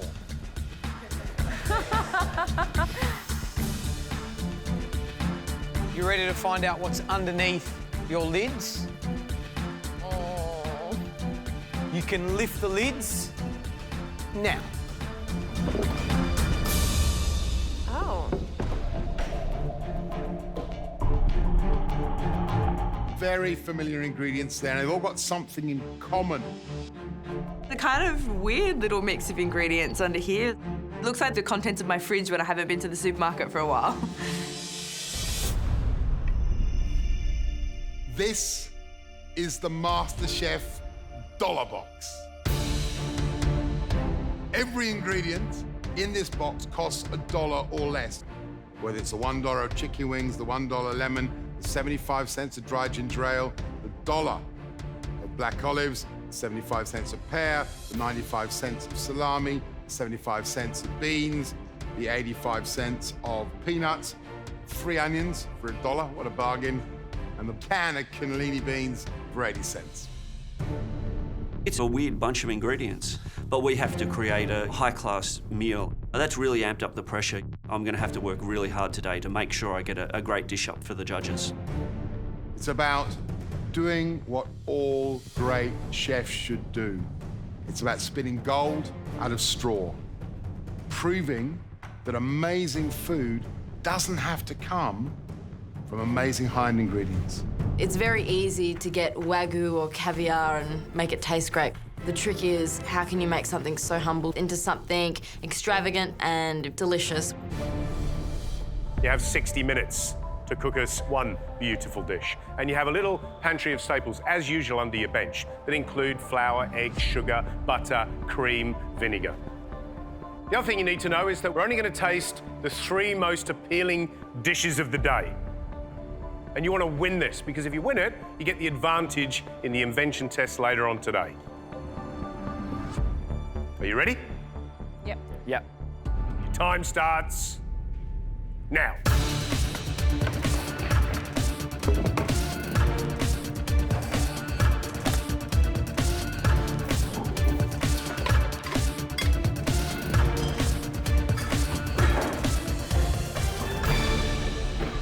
What I have tended to do with mystery boxes is just do the very first thing that comes to my mind. I need to prove that I can come up with the MasterChef standard dish using ingredients which cost under $1 and try and come up with something that will impress the judges. 6 weeks in, we've given them open pantries, we've given them gardens laden full of beautiful ingredients. This is going to be a challenge for them. Yeah. Tightening the leash, George. This box is designed to show us who are the everyday cooks and who are the exceptional cooks. Absolutely. What do you need in terms of space on here, Joe? This is a real budget set of ingredients. I need to make this dish enticing for the judges. Today I'm making a ginger poached pear with lemon meringue. My daughter Emily and I love to make lemon meringue pie. So it's sort of a variation on that idea that I bought from home and tried to refine a little bit for MasterChef. I'm trying to incorporate a little surprise in the meringue, so rather than piping the lemon curd around the outside, it's actually going to sit inside and hopefully surprise the judges. I've never put a lemon curd inside of a meringue before, so this is something a little bit new for me. It's really important that I get this meringue on as soon as I can. It needs to bake for a reasonably long time, but then I need to cool it down before I fill it with the lemon curd and get it on the plate. Today's Mystery Box Challenge is all about using budget-friendly ingredients to make MasterChef quality food. Today I'm going to make crispy chicken drumettes with a white bean puree and a pear and ginger ale chutney. I can only get 2 drumettes from the $1's worth of chicken wings, but I really want 3, 1 to give to each judge. And I know that they're always on the lookout for new skills. So what I'm going to do is remove a bone from the offcuts and wrap some of the chicken flesh around it, and that will make up my 3rd drumette. To do this to the chicken, it does take a little bit of time and a little bit of fiddly work, but it's really important because it's all about how it presents and using these simple, really cheap items to make something amazing. 15 down, 45 to go. Come on. Come on, let's push it. Moving along, let's go.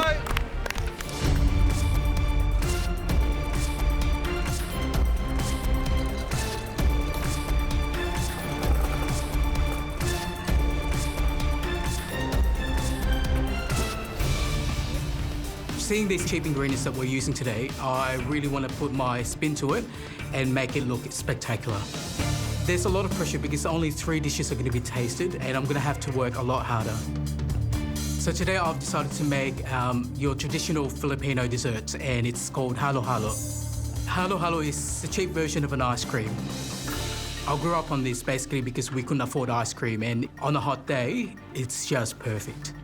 Normally in halo halo, you would have red beans, purple yam paste, and bananas. My biggest concern is I don't have them today.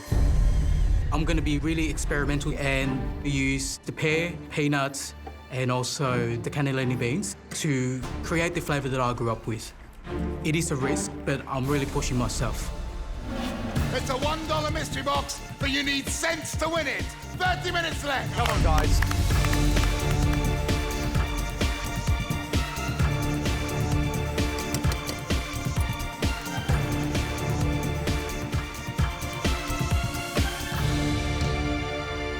I've really taken my time and thought a lot about what I'm going to do with the ingredients from this mystery box. I've decided to use some of the savoury elements and make a really nice soup. This is something I do at home and I know it tastes good. I hope it pays off and gets tasted as one of the top 3 dishes today. Jackie, what are you cooking? Hi, Gary. I'm going to do I'm doing soup. Soup? Yeah. Have you written something down, written a recipe? Yep. I'm using the chicken and the onion to make a stock. Yeah. I'm going to use the white beans and caramelised onion for a garnish. That's a quick dish. I see the pitch as everyday ingredients that you'd see in everyday kitchens, but taken right up the ladder to something beautiful. Coal to a diamond. Yeah, right. Something clever would be good. And the question is soup enough? Yeah, okay.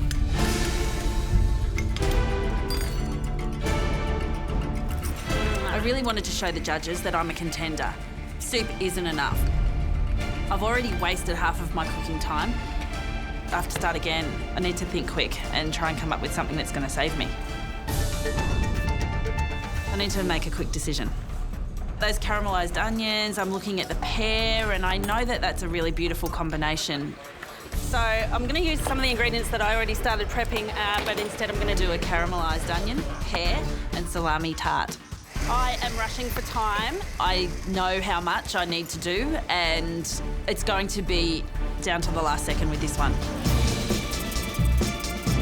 This mystery box might be all about budget, but don't skimp on flavour. 20 minutes to go. Come on, guys, let's go.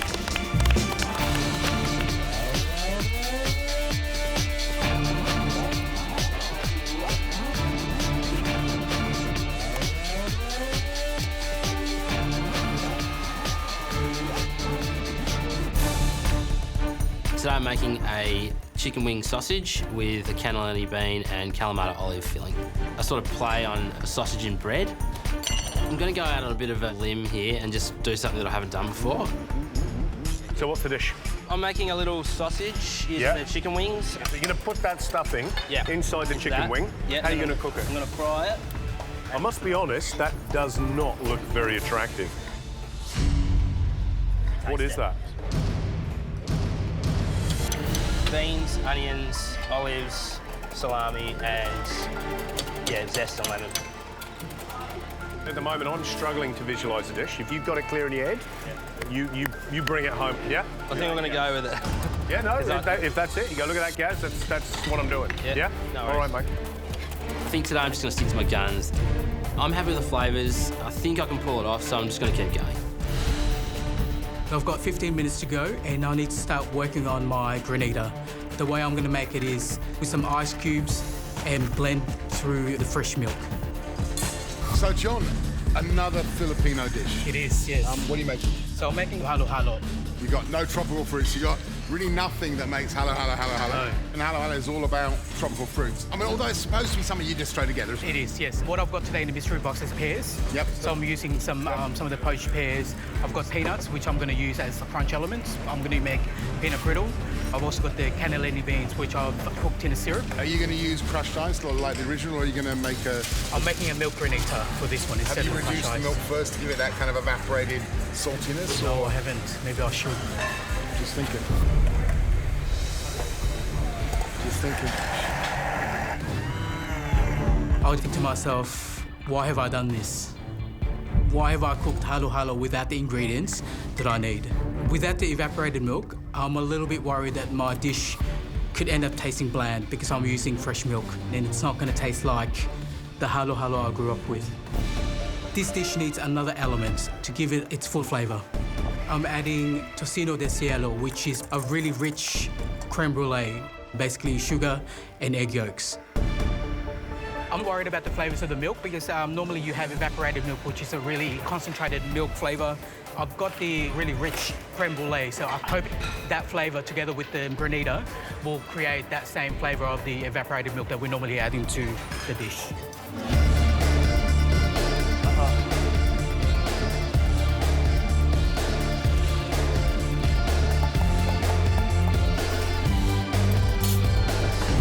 So, boys, what do you see walking around? I go to Jamie's bench and he goes, I'm really pleased, I made a great stuffing, I'm going to do stuffed chicken wings. I go, great, let's have a look at the stuffing. There's salami in there, there's olives in there, there's pureed cannelli beans, and he's mushed it all together and it's taken on this kind of weird, kind of creamy, bitty texture with flavours of salami and olive in there. It's not quite right.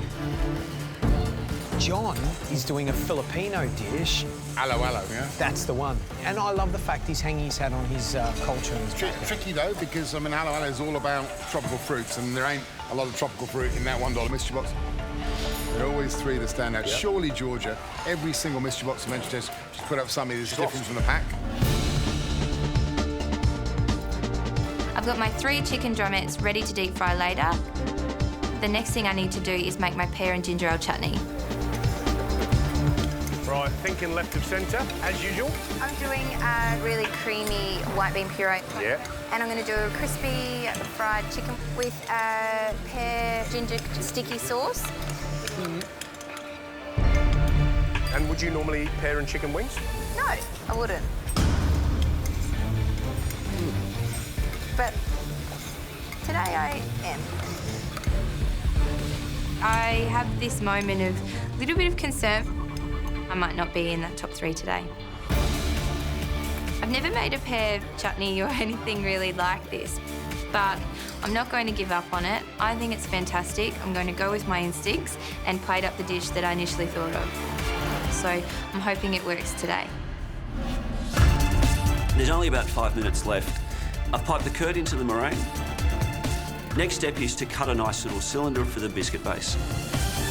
It's now time to try and get those meringues out of the mould. It's critical that I get these meringues out. If they don't come out, I don't have a dish. The meringue's sticking to the side of the ramekin, so I run a knife around there and try and loosen it up a little bit more.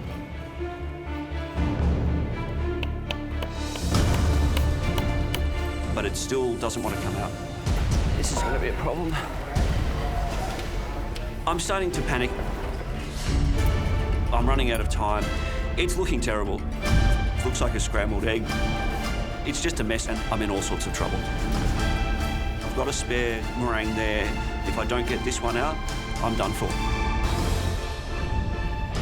We're only tasting the best 3 dishes, and you got 3 minutes to make yours that. Come on, guys.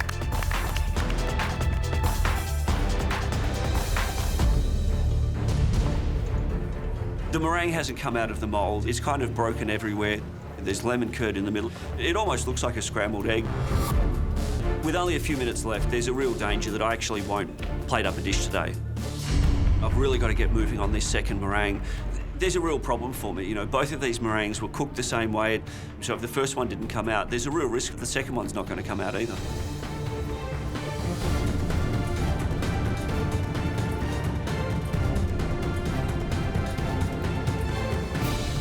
I'm relieved. It looks like I'll be able to put something onto the plate.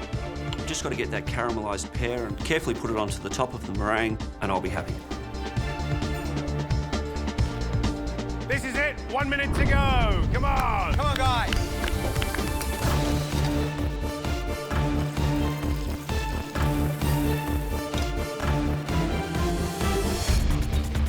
As I'm frying my sausage, I look into my pot. Disaster. Hey? Disaster. My sausage has exploded. The whole thing's burst out. Is that? Yeah. I might be heading towards a bit of a train wreck.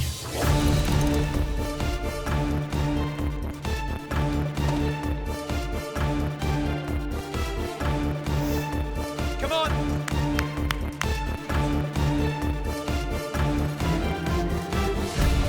Seconds.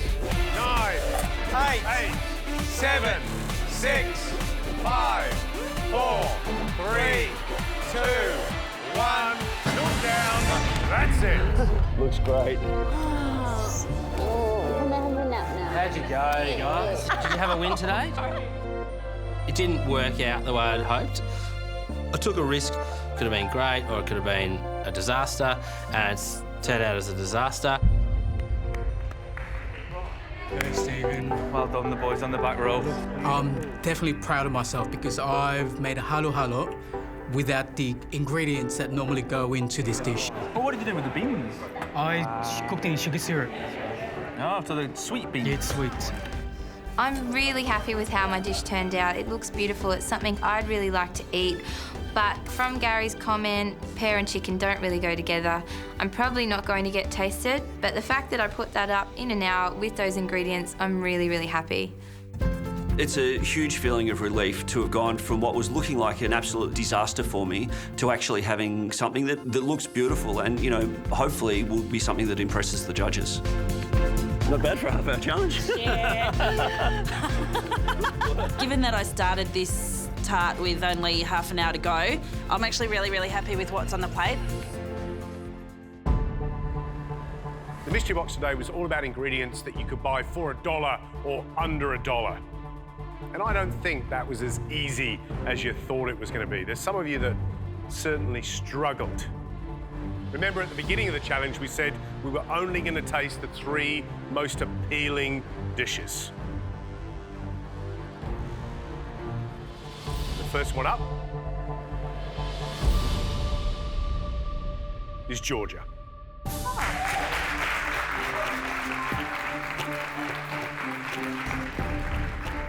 Georgia, you're a little surprised. Just a little. I'll be perfectly honest with you. When I wandered around and said, what are you doing? And you said, I'm doing chicken wings with a pear chutney. I was like, oh. The reason we picked you is it looks great. Yep. We love how you trim those chicken wings. Yep. We love crispy, crunchy chicken. Nothing wrong with that. Crispy chicken drumettes with a white bean puree and a pear and ginger ale chutney. You only had 2 chicken wings. There appear to be 3 here. Yes. And we want to know, I think you've achieved a bit of magic. So you've made a fake drumette, have you? Yes, I have. That's very, very clever, and we love it. Thank you.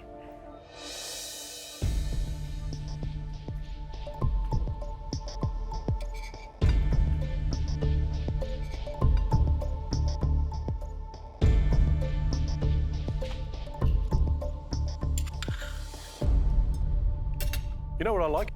It's a clever dish on a budget. And I also like the fact that those chicken wings have been beautifully prepared. Take a chicken wing, everybody at home would normally just leave all the bones in and roast them with, I don't know, Coca-Cola or some sweet and sours. And I like the fact that you spent time and made it, you know, really special. That little drumette's delicious. I'm really impressed by this. Good budget cooking, Georgia. Well done. Thank you. Thanks very much. I'm really happy that they like the technique I used and it's paid off. It's just a really rewarding feeling when you get that positive reinforcement from the judges. And to win today would be awesome. Next dish we'd like to taste belongs to Matthew. Happy days. A lemon meringue pie and ginger ale poached pear.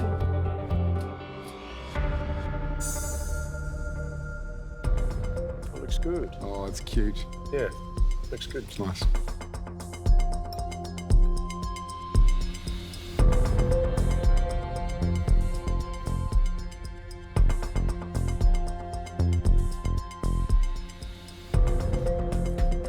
I'm going to congratulate you for technique. You know, using a box of ingredients that are budget-driven to create something that's quite sophisticated with a bit of wow factor as well. So as you cut into it, you know, something else appears. So wonderful. I love how far you've come, Matthew. I love the fact you're learning. I love the fact you're practicing. I love the fact you're then showing it in a mystery box with a very constrained set of ingredients. Keep cooking like this and you're going to be around for a long time. Thanks, guys.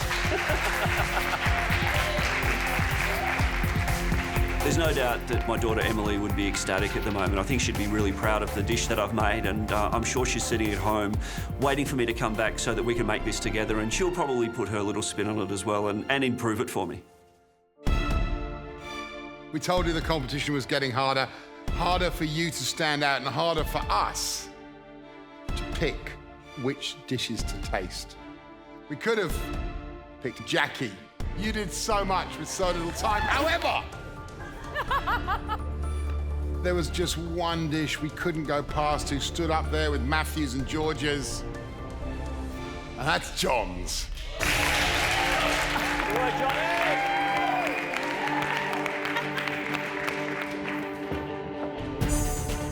It's a Filipino dessert. It's called halo halo. Looks spectacular, honestly. Looking forward to it.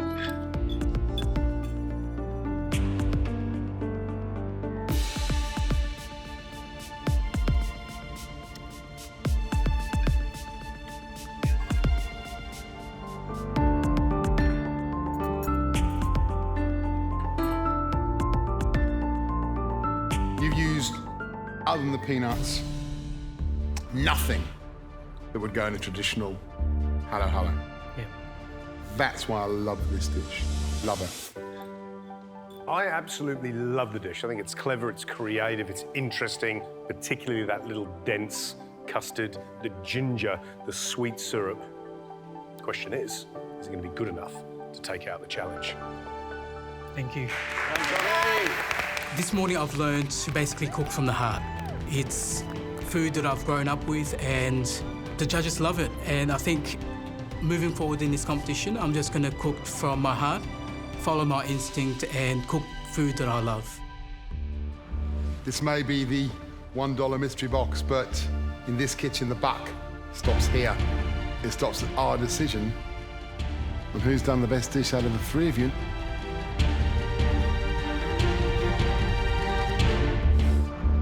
This may be the $1 mystery box, but in this kitchen, the buck stops here.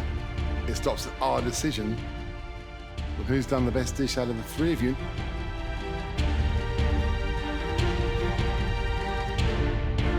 And that's John. Oh, yeah.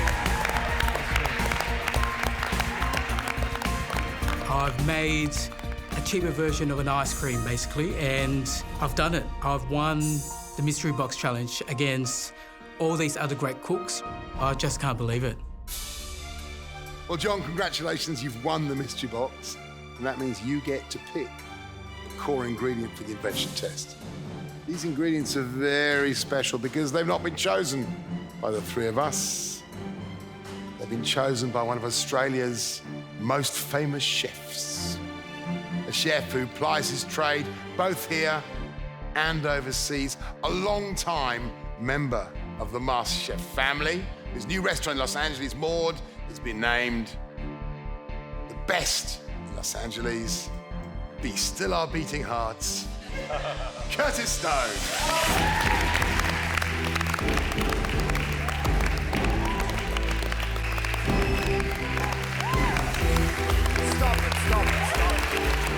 He's still my beating heart.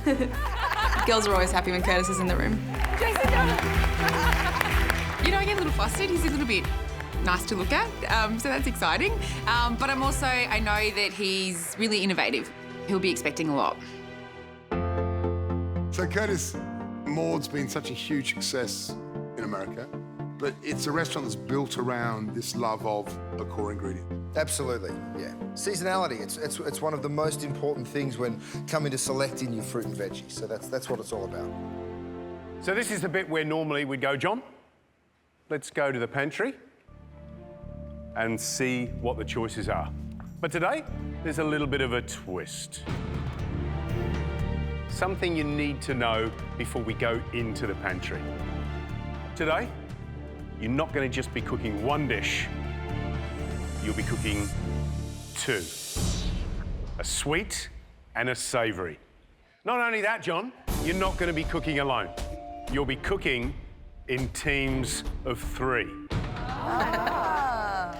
You'll be cooking with whoever you're standing next to. That's Good right, work, guys. Bench by bench. Let's do it.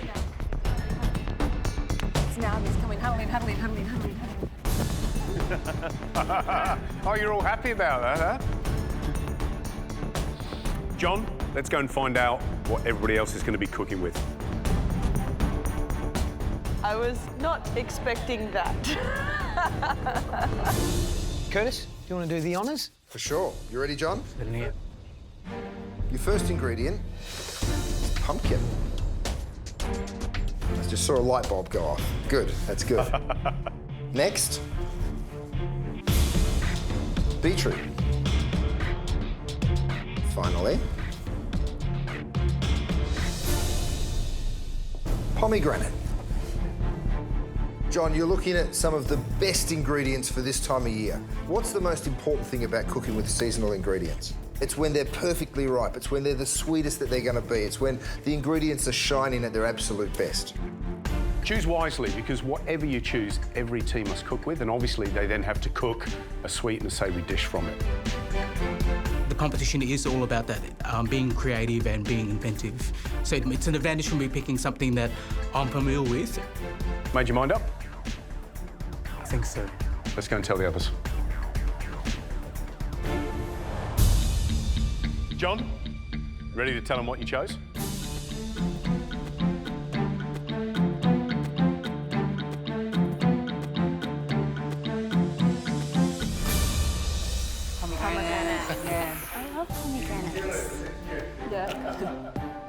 For me personally, that is the last thing I would have chosen. I'm not all that familiar with pomegranate. I've cooked with pomegranate a couple of times before. I think it's a hard ingredient to hero a dish. It's going to be tough. So one simple ingredient that you're going to have to interpret in two complex and delicious ways. And what could be a better ingredient to pick than pomegranates? The challenge today, though, is two dishes. So you have to work as a team. You have to support each other. You have to communicate. You have to collaborate. Because remember, if your dish is the one that sends your team into the pressure test where one of you will go home, how will you feel? Not good. However, if you fire as a team, you bring us two delicious dishes and you find yourself in the immunity challenge fighting off for the right to compete for that pin, how proud will you feel? Rules couldn't be simpler. 60 minutes, teams of 3, 2 pomegranate dishes, 1 sweet, 1 savoury. You got it? Yeah. Well then cook. Let's go. Okay. Have you thought of anything? Hang on. What have you thought of? So time starts and all the other teams rush straight into the pantry. Me, John and Reynolds decide just to hang back and have a little chat about what John's thinking. He's obviously chosen pomegranate for a reason and wants to sort of go with that.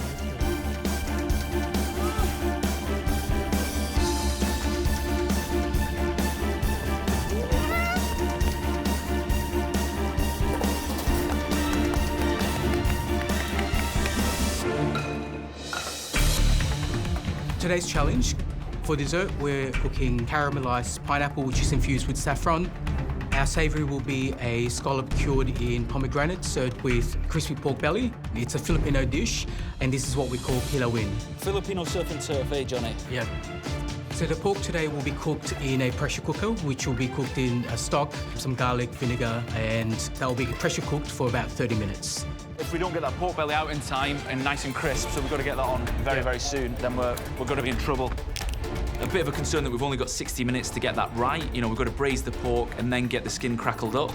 Is 60 minutes long enough? I'm not sure. If we don't do it, then we could be in the bottom 3.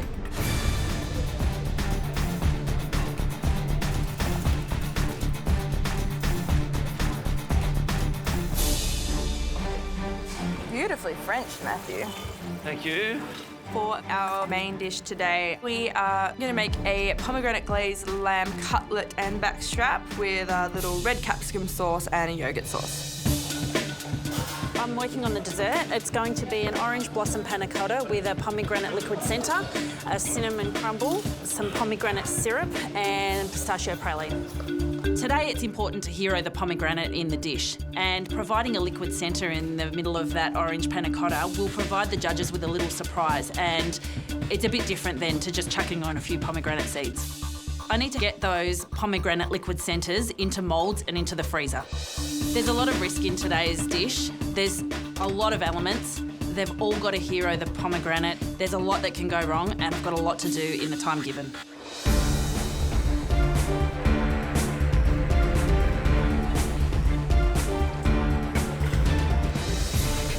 Georgia? Hi.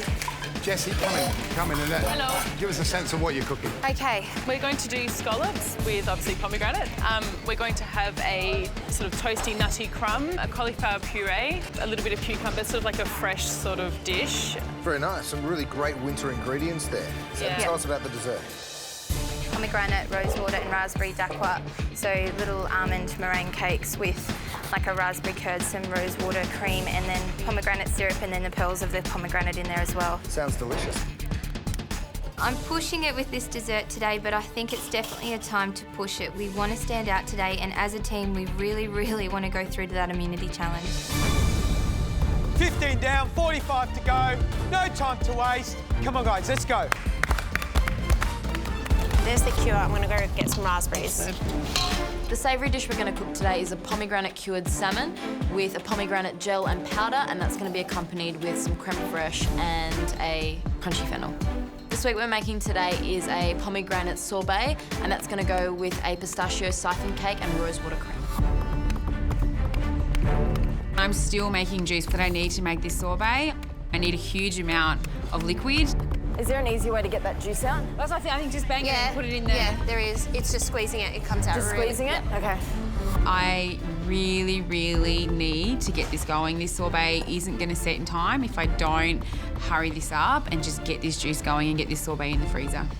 Rose, we need to get a hurry on, babe. Yep.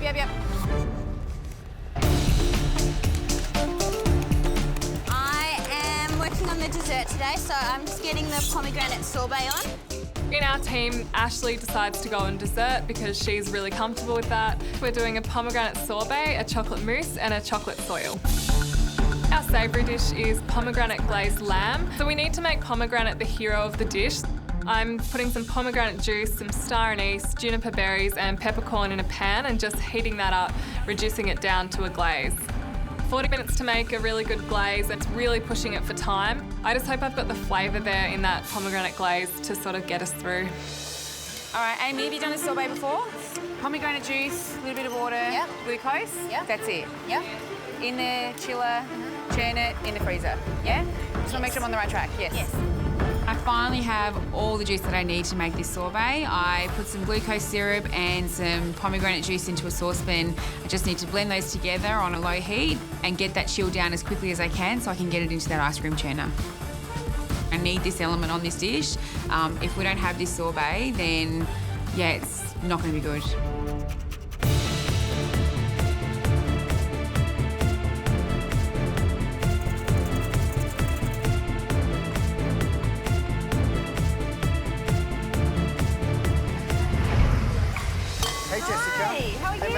How's it going? Hello. How are you? Very well, thank you. Tell us about your pomegranate sensation. All right, so main dish, I'm doing a little bit of the backstrap and the cutlet together. Okay. I'm making a little spiced glaze for it with the pomegranate juice and sort of like cinnamon, nutmeg, cardamom, paprika, those kind of flavours going on. What's the dessert? We're doing a cinnamon crumble. We're doing a pomegranate syrup, fresh pomegranate seeds around, orange panna cotta with a pomegranate liquid centre. What else have we got going on? Where's my list? Pistachio praline. That sounds like a lot to do in an hour. I personally would have thought an hour's not long enough to set the panna cotta. It's this morning's mystery box all over again. I'm starting to question, should I have attempted this in such a short time? We better leave you alone. Today's essentially a team challenge, so if I muck this up, I don't only put myself, but I put my teammates through to a pressure test also. That sounds like a lot to do in an hour. I personally would have thought an hour's not long enough to set the panna cotta. It's this morning's mystery box all over again. Today's essentially a team challenge, so if I muck this up, I don't only put myself, but I put my teammates through to a pressure test also. How are you going, Jackie? Yeah, right. All resting on that panna cotta. If it doesn't set and it just forms a puddle on the plate, then it's going to look pretty messy. I pop them into the blast chiller. I certainly hope this is enough time to set them. There might be a little relief when you're cooking as a team, but if you find yourself in a pressure test, there's going to be trouble. 30 minutes to go. Come on, guys. Come on, guys. You need to get a hurry on with the sorbet big time. Yep, it's gone in the blast chiller. I'll put it in the churner now. We've got 30 minutes left and I don't know where our sorbet is. It's not in the ice cream machine, that's for sure. I grab my sorbet mix from the blast chiller. It's cooled down, pop it into the ice cream churner. It's a small amount. I'm hoping that within 20 to 25 minutes, this thing will churn and it'll actually start to turn into a sorbet. We got sorbet on. Sorbet's chilling in the ice cream churner. I don't know how this is going to come together. I'm really worried that it's just not going to set at all. So we're in, but it's going to be close. For today's Invention Test, I'm in charge of the sweet dish. I'm going to make a pomegranate sorbet with chocolate mousse and chocolate crumb. Going to whack the oven up, don't let me forget the crumbs in there. I've got the sorbet in the churner. I've put the crumbs in the oven to crisp up. And now I need to start working on the chocolate mousse. Oh, I think my chocolate... What's wrong, Ash? ...is no go. What? The bowl has gotten way too hot, which has made the chocolate seize. I'm not going to be able to use it anymore and I'm going to have to start again. I run back into the pantry and grab some more chocolate for my mousse. I really hope this isn't going to cost us. Hang on, Ash. Got the crumbs. I'm a bit stressed in. We're running out of time, Billy. A little reminder, freezer, pomegranate, sweet, savoury, but only 15 minutes to go. Come on. Come on. Come on, guys.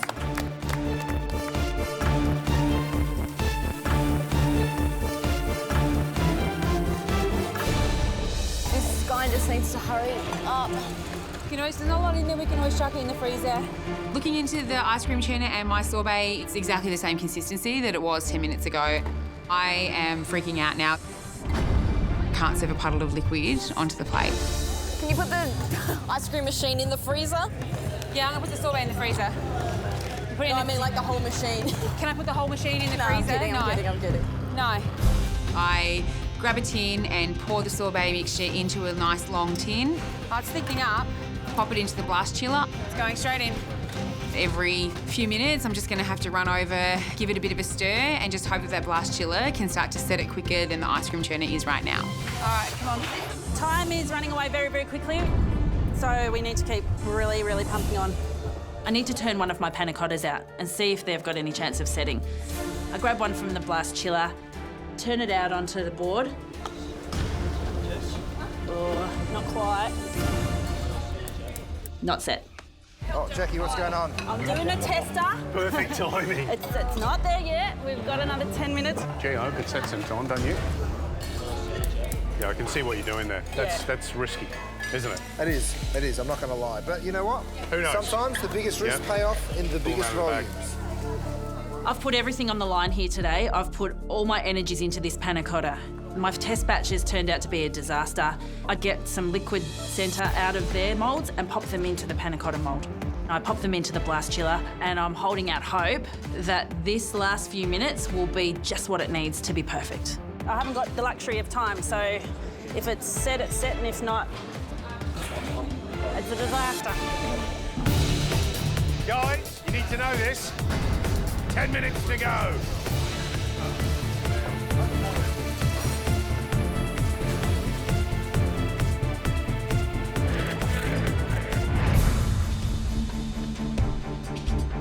Minutes to go, and I've just taken the pork out of the pressure cooker, and I'm hoping I've got enough time to crisp up that skin to serve to the judges. Is this our crispy crackling moment? Let's have a look. Johnny. Is it crispy? Not yet. The question is it going to be soft and beautiful? And is the crackling going to give us a bit of crunch? I'm feeling a little bit nervous because time's running out and I really need to render the fat out of this pork and hopefully get a crispy skin on the pork belly. Give it another 2 minutes. My dacquoirs are out. I'm just putting another batch in just in case. All right. 10 minutes to go and I'm feeling okay. I'm definitely pushing it for time, but I really feel like it's going to be an amazing dessert. Okay. Yum. Really good. Pomegranate is definitely going to be the hero of the dish. You're going to see it everywhere, see that beautiful red colour, and I just can't wait to see it plated up. We just got to make sure we put up good food today. I don't want to go up against Jessie and Jamie. Today our savoury dish is pomegranate glazed lamb. Putting the glaze on the lamb, it kind of turns a grey colour. It doesn't look very nice. Oh, it's pretty runny still. If I'd spent more time on the glaze, making it more pomegranate-y and more sticky, I think that would have been a much better outcome than just the grey pieces of lamb on the plate. 1 ingredient, 2 dishes, 3 of you, and only 5 minutes left. 5 minutes to go. Come on, guys, come on. Beautiful. Good work. And cook lamb racks. 5 minutes to go and I check my sorbet. Hasn't set. Look, it's thickening up, but I'm not sure that it's solid enough. Slushy, mushy pomegranate syrup. It just hasn't worked. This is the only pomegranate element we've got on this dessert. This is a pomegranate challenge. If we don't have a pomegranate element on there, then we're going to elimination. If it still is not quite right, we'll chuck some ice in it. Ice through it. Yep. So it'll be good. Got to do something with it, so we're going to take it from a sorbet to a granita. Putting a pomegranate granita with a sponge cake, it's not great. Wrong textures, but it's better than having no pomegranate element at all. What do you need, Jack? All resting on that panna cotta. Might get you to help me with my demold one together. With a couple of minutes to go, whether those panna cottas are set or not, I have to get them out of the blast chiller and onto the plate. It's a tense moment. This is make or break.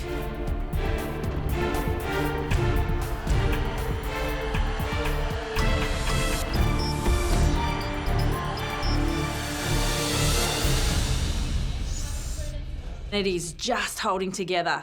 It's threatening to break, and I'm just thinking, hold on. Hold it. Hold it. Hey, they got a sexy wobble if nothing else. They're in one piece. It's done. Thank God. You have 2 minutes to go. Time's running out really fast. I need to think of another way of cooking this pork, so I decide to finally slice the pork and cook it that way. It's tender. Is it tender? To get it on the skin. Yeah, the skin, so it's almost getting... This is getting serious now. If we don't get this pork on the plate, then we're probably going to be in the bottom 3 and into a pressure test. Time to get a wriggle on. You should be plating up by now because there's only 1 minute to go. Come on. Come on, let's go. Oh, Gotti. I've been so focused on fixing my chocolate mousse that I've completely forgotten about the soil in the oven. I'm worried my crumb is too bitter. I'm having one disaster after another. I'm worried about all the elements on the dessert. We'll have to use it, Ash.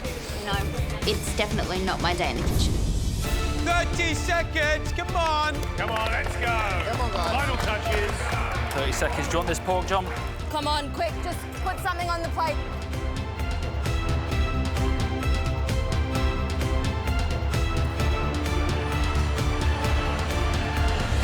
10 seconds to go. 9, 8, 7, 6, 5, 4, 3, 2, 1. That's it. Time's up. Well done, Oh, good job, girls. Good job. How fast did that go? It's really weird cooking with people, isn't it? It's so weird.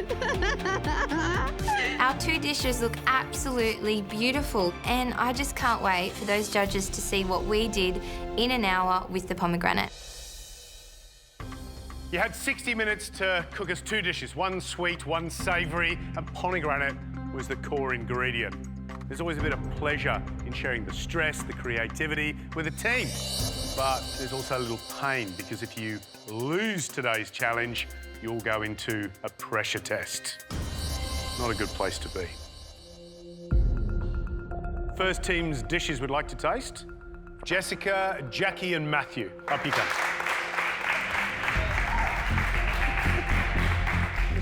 Today is definitely my proudest moment in the kitchen. I've been striving to put up a dish that I was super proud of, and that reminds me exactly why I'm here and exactly why I want to make food my career. So I've done a cutlet and some lamb backstrap, which was done in a spiced pomegranate glaze with a roasted capsicum and pomegranate sauce underneath, a lemon and herb yogurt, pickled red onions, fresh pomegranate, mint, all that jazz. Brilliant. And dessert? Yep, dessert is an orange blossom panna cotta with a liquid pomegranate centre, cinnamon crumble, pistachio praline and a pomegranate syrup. Fantastic. They both look they've come straight out of the same kitchen, so I love that. I think it's very pretty, and I think the use of pomegranate is great. Can I also say that I saw that panna cotta when you turned it out at the end of time. We haven't seen a panna cotta that good for a long time. All right, main course first. I'm excited about this dish. It looks beautiful. Gorgeous. But it's just amazing, Curtis, isn't it, how that glaze, the carrots, just pop off the plate. Really good.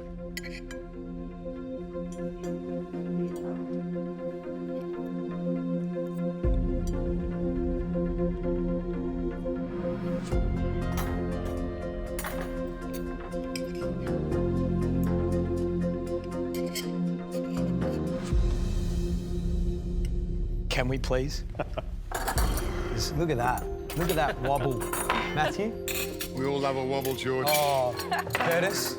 Huh? Right, Curtis, come on.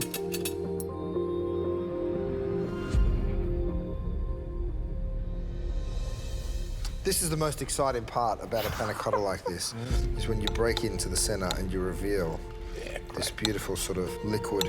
It's a beautiful idea and a very, very ambitious one to try and do a soft-scented panna cotta in an hour. I really commend the enthusiasm.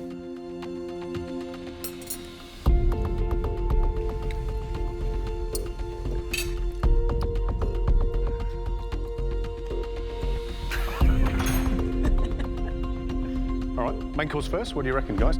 Guys, there's something I love about this dish. The carrot, the flavour of the carrot is really, really delicious. And I think the spice used in the dish is also really clever, well-balanced and complementary to the lamb. Let's have a look at your dessert. Did you all have a hand in this dish? Did someone drive it? I think it's one of the best things we've tasted this year. And it's great because it looks like panna cotta, very sticky syrup. You think that's going to be too sweet with a crumb. And what you get is you get this not too sweet panna cotta that's got the perfect texture with this really sweet syrup. The cinnamon flavour in that crumb is delicious. And I'm going to talk until Gary finishes the plate. But the thing I really love about it is the surprise when you cut the panna cotta open. You go, OK, that's a great idea, a little bit of pomegranate in the middle. And then it's that flavour of orange blossom. And that suddenly brings out the flavour of the cinnamon so clearly. I think it's spectacular, absolutely spectacular. Great team effort, but can I say, Jackie, I don't know where you've been, but I don't really care because this is where you're going, yeah? Great. Welcome. That's amazing. Well done. When you told us what you were doing, I thought, oh, she's a little crazy, that one, because there's no way that's going to happen in an hour. But you pulled it off, and I really commend the ambition, you know, especially in a competition like this, where taking a chance can go horribly in the other direction. That's truthfully where I thought you were going, but you nailed it. Great job. Gee. Well done, guys. After a frantic cook and plenty of tense moments there, to hear that this has been a really brilliant dish and to get the feedback that I've been craving so badly is fantastic. Maybe I should do more panna cottas. John, Reynolds, Stephen, your turn's next. Come on, boys.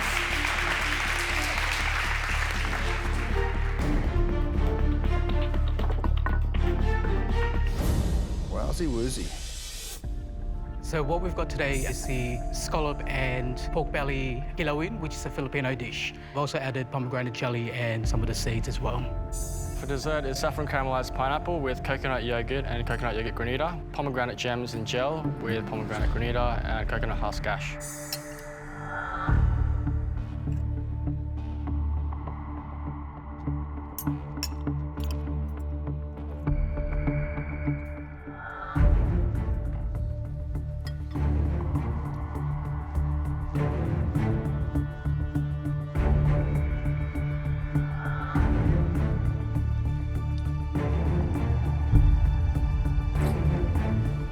All right, main course first. I don't like it. I'll be perfectly honest. I think you've got plenty of possible heroes in that dish in terms of ingredients. The pork, the scallops, the pomegranate, for example, and none of them are singing. And all I'm tasting is vinegar. And I know that's kilawin, right? It's vinegar. But when you're trying to hero, particularly the pomegranate, that's a big problem. Right, dessert. I think it's a really interesting dish, and I really admire the technique you've tried to pull off. I think that you've gone for a bunch of different applications of the same ingredients, and I think it's refreshing, and I think it's really quite delicious. So our main course has gone down like a lead balloon with the judges, you know, but Reynolds had some good feedback from Curtis. Hopefully the dessert is enough to get us over the line. The next dish you'd like to taste come from Amy, Rose and Sarah. I'm really worried. This granita is just mushy, watery mess on the plate. I'm really worried that this is going to send us to elimination.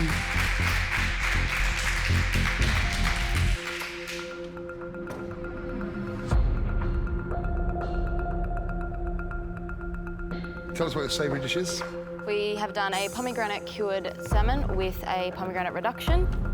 Amy, what's the dessert? We've got a pistachio siphon cake and rosewater cream and pomegranate granita. Do you want to dress the...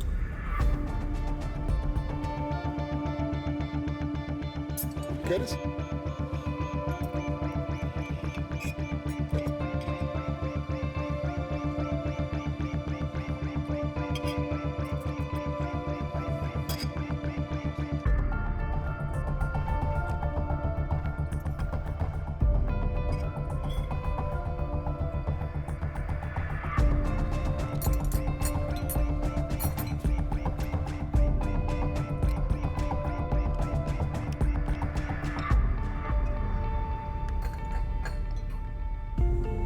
right, main course first. But I love the cure on the salmon, and I love the lemon cream and the fennel. I also think this glaze, this pomegranate glaze, has got bags of flavour. Let's have a look at your dessert. You had a few problems with your granita, didn't you? Yes, we were wanting to do a sorbet, but we had to change the plans in the last minute because it was struggling to set in time, so we went for a granita instead. I think you've got a lot of depth of flavour in the cake, which is great. The pomegranate, it's a misstep because it turns into a soggy sponge. You know, even if it was a nice sorbet, it would still melt and still make it soggy. You know what, though? You did give us lots of pomegranate flavour. Sure. Thank you. I know that pomegranate really came through, but that was only half the brief. The other half is to execute it, and I just don't want to go to elimination because of a granita. Next up, Anna, Billy, Ashley. I am feeling so nervous walking our dishes up to be tasted by the judges. I'm not happy with the dessert. The texture of the mousse isn't good. The texture of the crumb isn't good. Pretty much worried about every element that's on the plate. Dishes, let's go. Savoury first. It's a pomegranate lamb with pomegranate pickled vegetables. Dessert is a pomegranate sorbet with chocolate mousse and chocolate sauce. Let's dig in. Looks nicely cooked, though.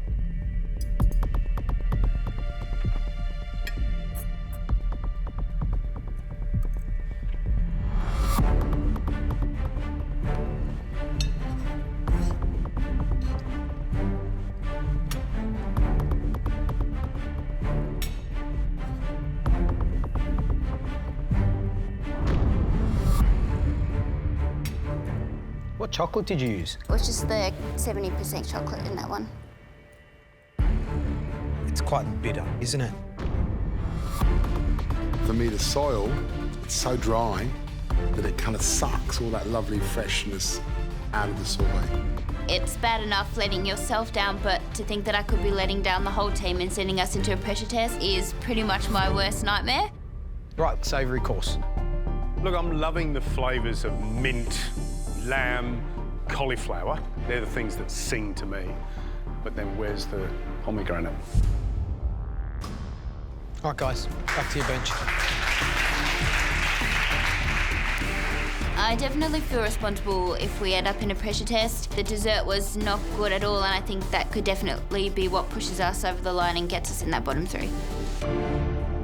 The next team we'd like to taste is Georgia, Jamie and Jessie.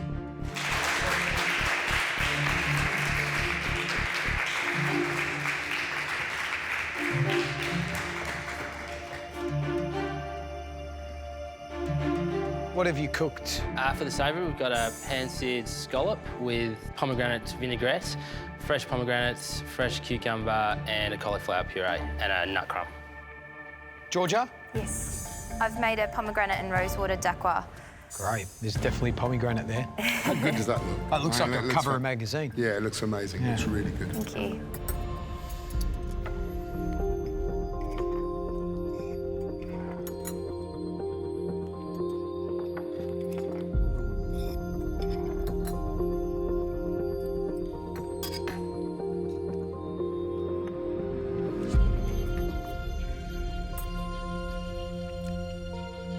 Right, let's eat dessert. Don't even need a spoon, do we? We can kind of, we get our own. See, George? Like that. Pick it up. Dress it. Are we going to give one to our guests? Yeah. No.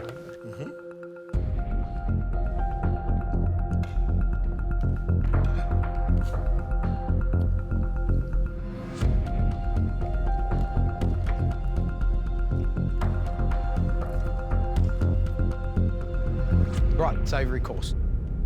I think this is a really beautifully composed dish. The textures are really nice.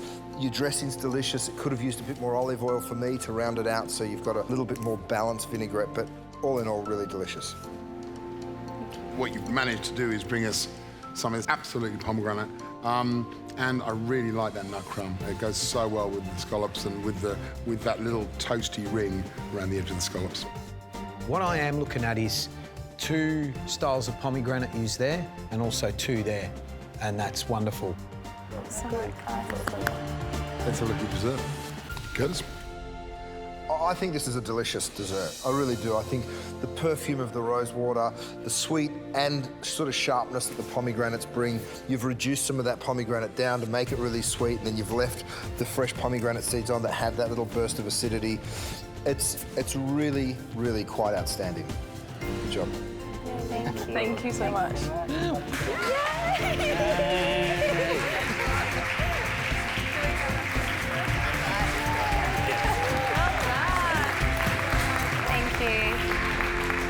Good job, guys. That's a really interesting tasting and a difficult one for us to judge because each team's given us 2 dishes. So even if you put up a fabulous dish and the other one doesn't hit the mark, then of course there's a big question mark. You know what that means, don't you? I think we need to chat. We'll see you soon.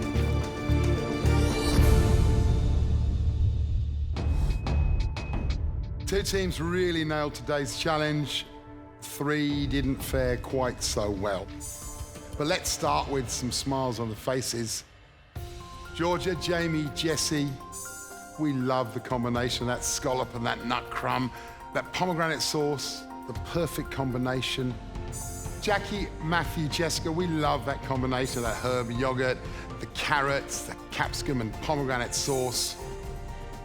And as for desserts today, Georgia, you gave us one of the best desserts of the competition so far. Wow. But Jackie, yours was even better. And that's why Jackie, Matthew and Jessica, you're going through the play community.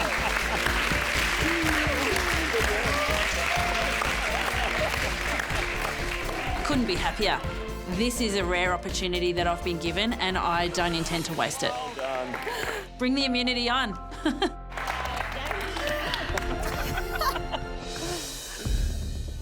And for the rest of you, there were certainly some good dishes, but there are also dishes that shot wide of the mark.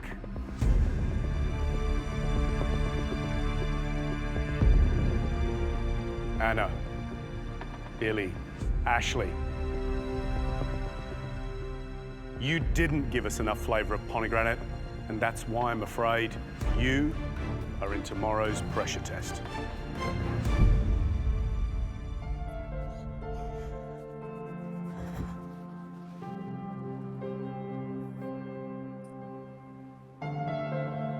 Ashley, head in hands. Yeah. Well, this is the worst thing that could have happened. To go up against these guys in a pressure test is going to be awful. They're 2 of my closest friends, so yeah, it's not a good position to be in. Okay, this is the downside of a team challenge, and this is what this invention test was. Curtis, thank you so much, mate. Any advice for the guys in general? You guys are in a competition, a fierce one. So what you have to remember is, does my dish meet the brief? Am I putting delicious first? If you can say yes to those 2 things, you'll be going on to the next round every single time. You guys have got a golden opportunity. You're going to learn so much about food. You're going to walk out of here an incredible cook. I know that. Good luck, guys. Well, another day's done in the MasterChef kitchen, and I'm sure all of you have learnt something, and that's the most important thing. You 3, you can't let this competition get the better of you, because tomorrow you are going to be under the pump, a pressure test that is going to push you to your very limit. Off you go. The thought of going into a pressure test at all is terrifying and awful, but knowing that I'm going to have to go up against Anna and Billy, I can't think of anything I would less rather do.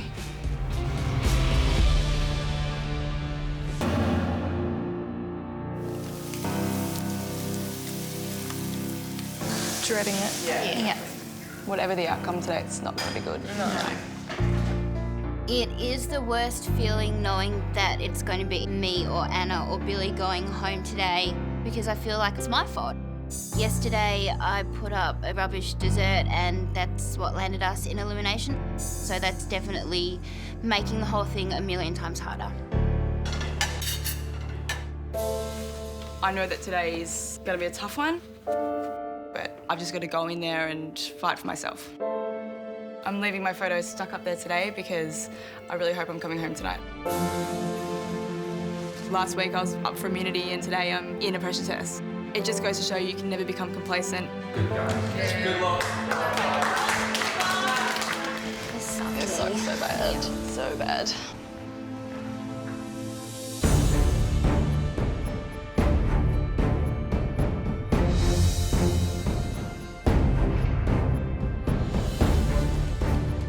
I'm up against Anna and I'm up against Ashley, two of my best friends in the house. Knowing one of us is going to leave is really hard, but it doesn't take away from the fact that I'm here for myself and I need to push really hard today.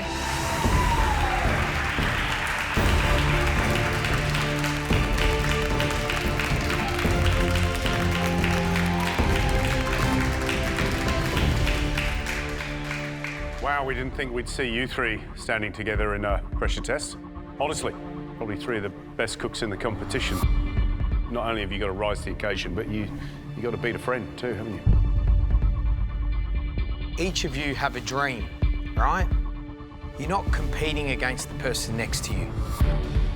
You're competing to win this competition, to further your dream. So you need to think about you, all right? You've got to fire up and you've got to cook to win. Over the years, some of the world's greatest chefs have set pressure tests. Esther Blumenthal, Rene Redzepi, Marco Pierre White. These are names synonymous with complexity and with perfection, as is today's guest chef. He has been named Chef of the Year in the UK 3 times. He's got a Restaurant of the Year title under his belt and a Restaurateur of the Year title. He's a heavy hitter who's worked with Gordon Ramsay. He's cooked for the Queen. He has 3 restaurants in London. He's got 2 Michelin stars. Please welcome Marcus Wareing.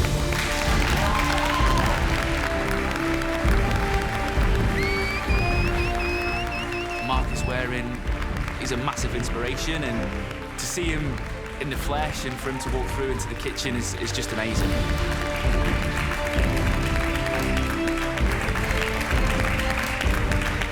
Hi. Hello, Marcus. Welcome to the kitchen. Thank you. No worries to see you.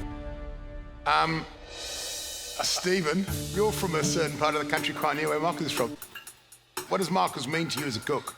Yeah, I'm a bit lost for words, and I don't usually get lost for words. I've got goosebumps, actually. Yeah, I'm from Macclesfield, so not too far away from where Marcus grew up. So just how he promotes the north of England and its produce and everything around that is massive to me. Knowing Marcus's food, are you fearful what's under that cloche? Yes. Yes, yeah. Marcus, without giving away what's under the cloche, what do you think the key advice is to our 3 to master this recipe? My food is all about attention to detail. I'm a chef of precision, and this dish is a test of a chef who can read a recipe and understand the key ingredients. I think you really need to look at the dish, memorise the dish, and I want the chef to work with a sense of pride and the respect of those ingredients that are in front of you. This is one of those dishes where if you get one element wrong in something this intricate and interwoven, it will impact all the way through the dish for the final taste. Marcus.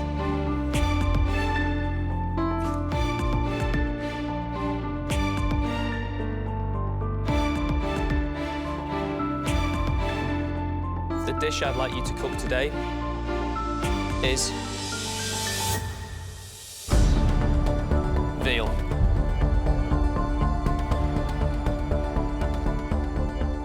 My veal. Wow. Wow. I was hoping that there might be something sweet under there. It's not.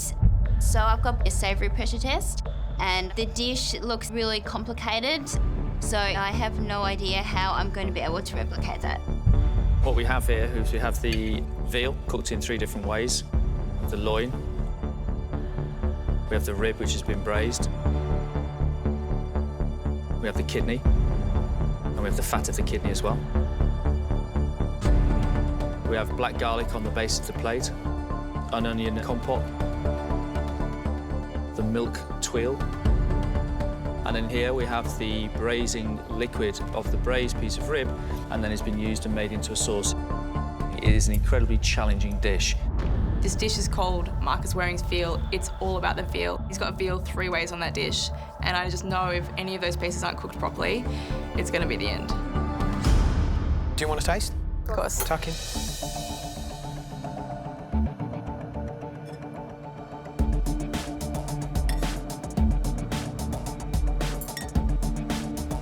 Ashley? The veal's delicious. The rice is really yummy. Anna? It's really rich, but it's completely balanced. Like, you could eat so much of it because it's just so in tune. Amazing. You get the sweet, but then you get the veal, saltiness from the veal.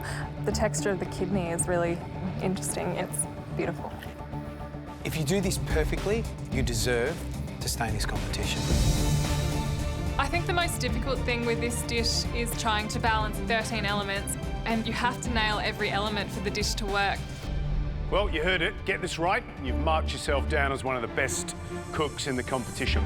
And remember what's at stake. It's your dream. You want the rules? You have 2.5 hours to replicate that dish. It's 2.5 hours to put up a dish that's worthy of being in a 2 Michelin-star restaurant. So today's going to be really hard. It's just going to be... I can't even explain how hard it's going to be. Marcus? I wish you the best of luck. Off you go.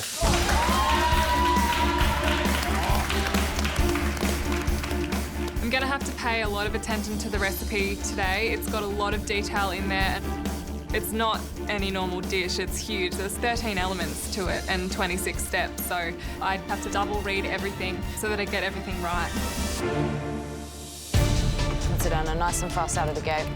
Knowing that we've only got 2.5 hours to recreate this dish, I just sort of really want to get cracking, so I need to get onto the confit of garlic, which needs to cook for a couple of hours. First thing I need to do is get the garlic smoked. Never used a smoke gun before, so this is the first time. It's just already showing the complexity of this recipe.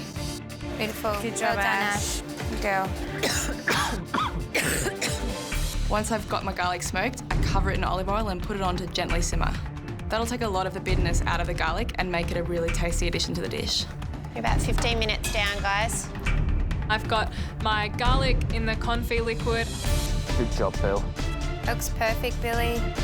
And I need to get on to butchering the meat. This dish has 3 types of veal in it, and the first one I need to start on is the loin. It needs to marinate in a red wine brine for about an hour, so I quickly prepare that. That's it, Anna. You're doing really well. Keep up the pace. Then the next job is to butcher the loin. Marcus's piece on his plate was really clean, so I've got to make sure I get all of the sinew off the meat and have it really neat. Careful with them knives, girls.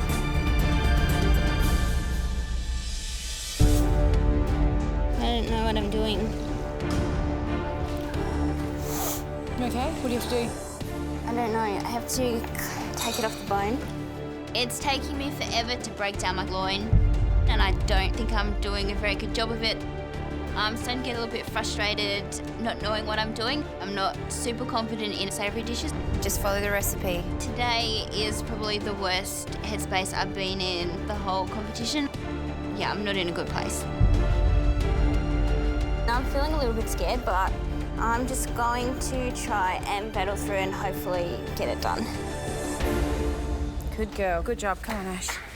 I'm fairly comfortable with butchery, but veal loin isn't the easiest to prepare. There's a lot of sinew, so it's really fiddly. I'm making sure I trim all of it. But I accidentally nick my finger. Set your time.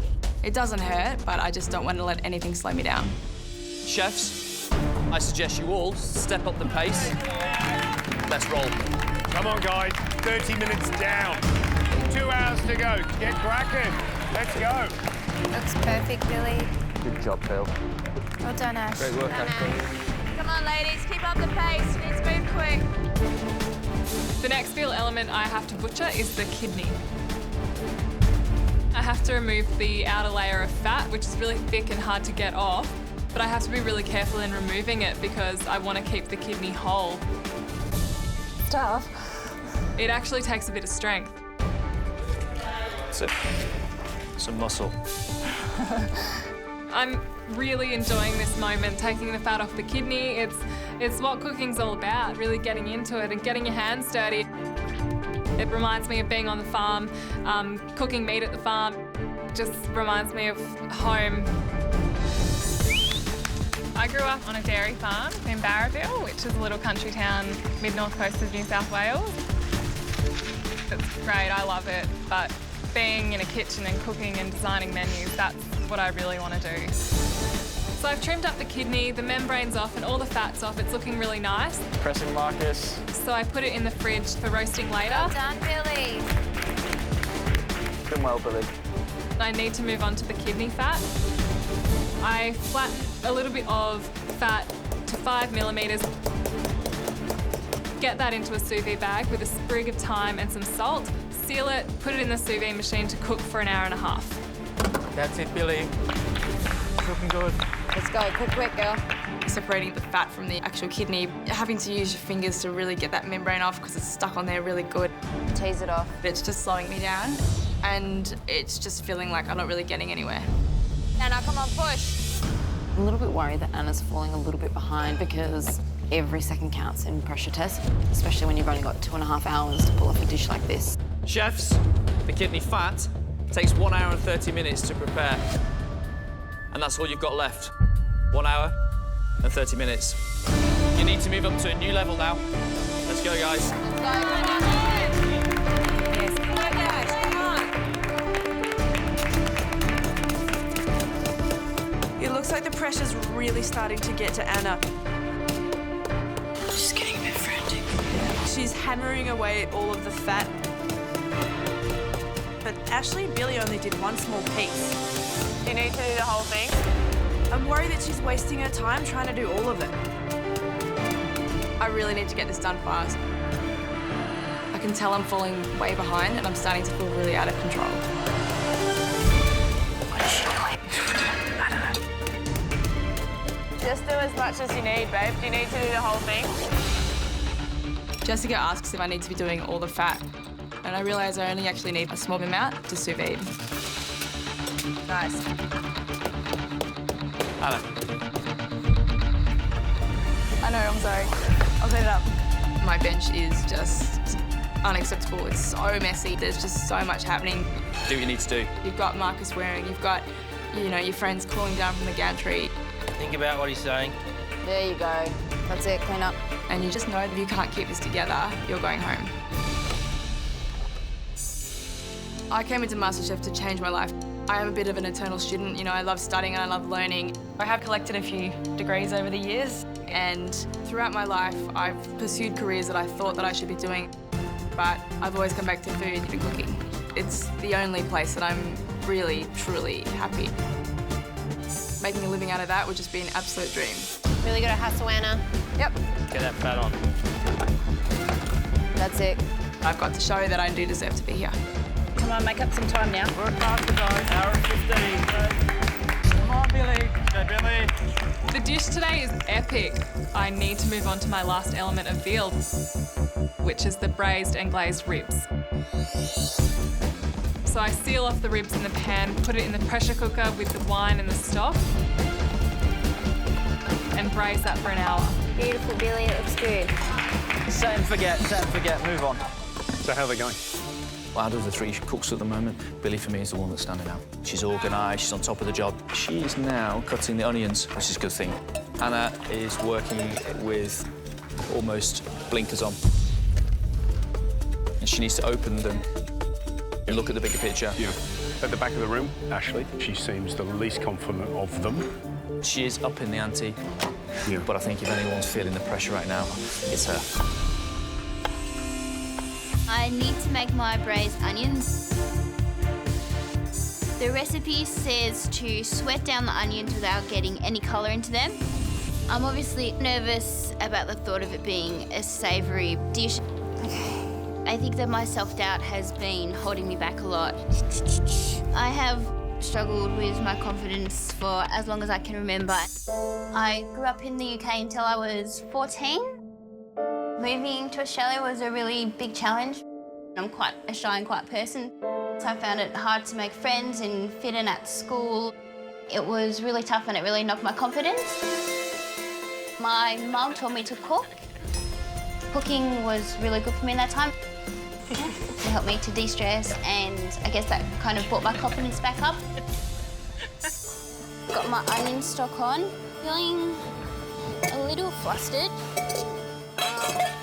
I still have got so much to do and I'm feeling very behind at the moment. Good work, girls. Come on, keep pushing. Detail, precision, accuracy. 60 minutes to go. Come on. Come on, girls. Keep it up. Good work. That's it, Anna. Come on, push. Come on,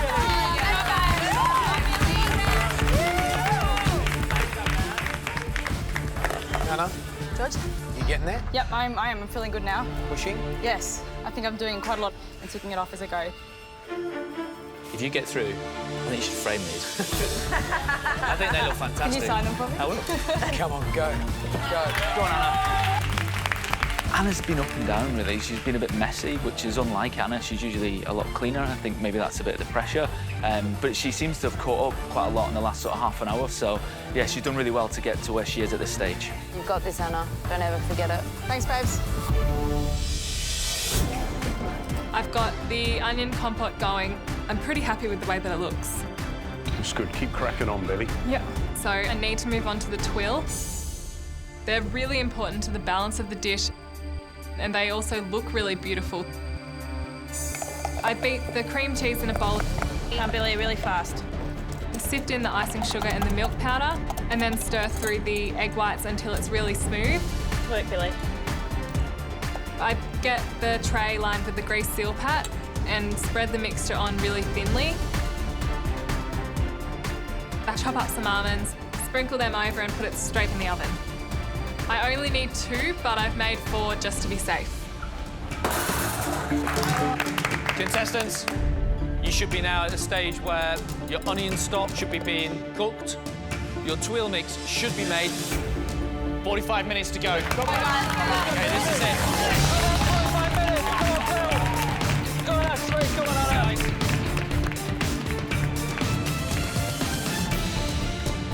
Anna's twills are a bit on the large side. She's really rushing to get them done. They're wide and they're thick. They don't look like the delicate ones on Marcus's plate. Come on, dude. I am definitely feeling a bit out of my depth. And I think at the moment, unless I pull it together, there's probably a good chance that I might be going home. I'm worried that my braised onions are not going to be the same as Marcus's. I'm not supposed to get any colour on them, but there's not much I can do about it now. I'm just going to let it reduce as much as it can. I need to finish off my twill. I'm not feeling great. I'm feeling like I'm not really on top of things and I'm not quite sure what I'm supposed to be doing. That's it, sweetheart. I'm really worried about Ashley. Ashley's just slowed down. She just doesn't seem to be fighting. Ashley's the dessert queen. You'd think that she'd be really comfortable making twills, but you can tell that she's starting to struggle. I feel like I'm drowning in all of the elements. I have completely let myself down today. I am doubting myself and questioning whether I deserve to be here. I don't want to go home this way. I don't want to leave this competition feeling like I've cooked terrible dishes time and time again.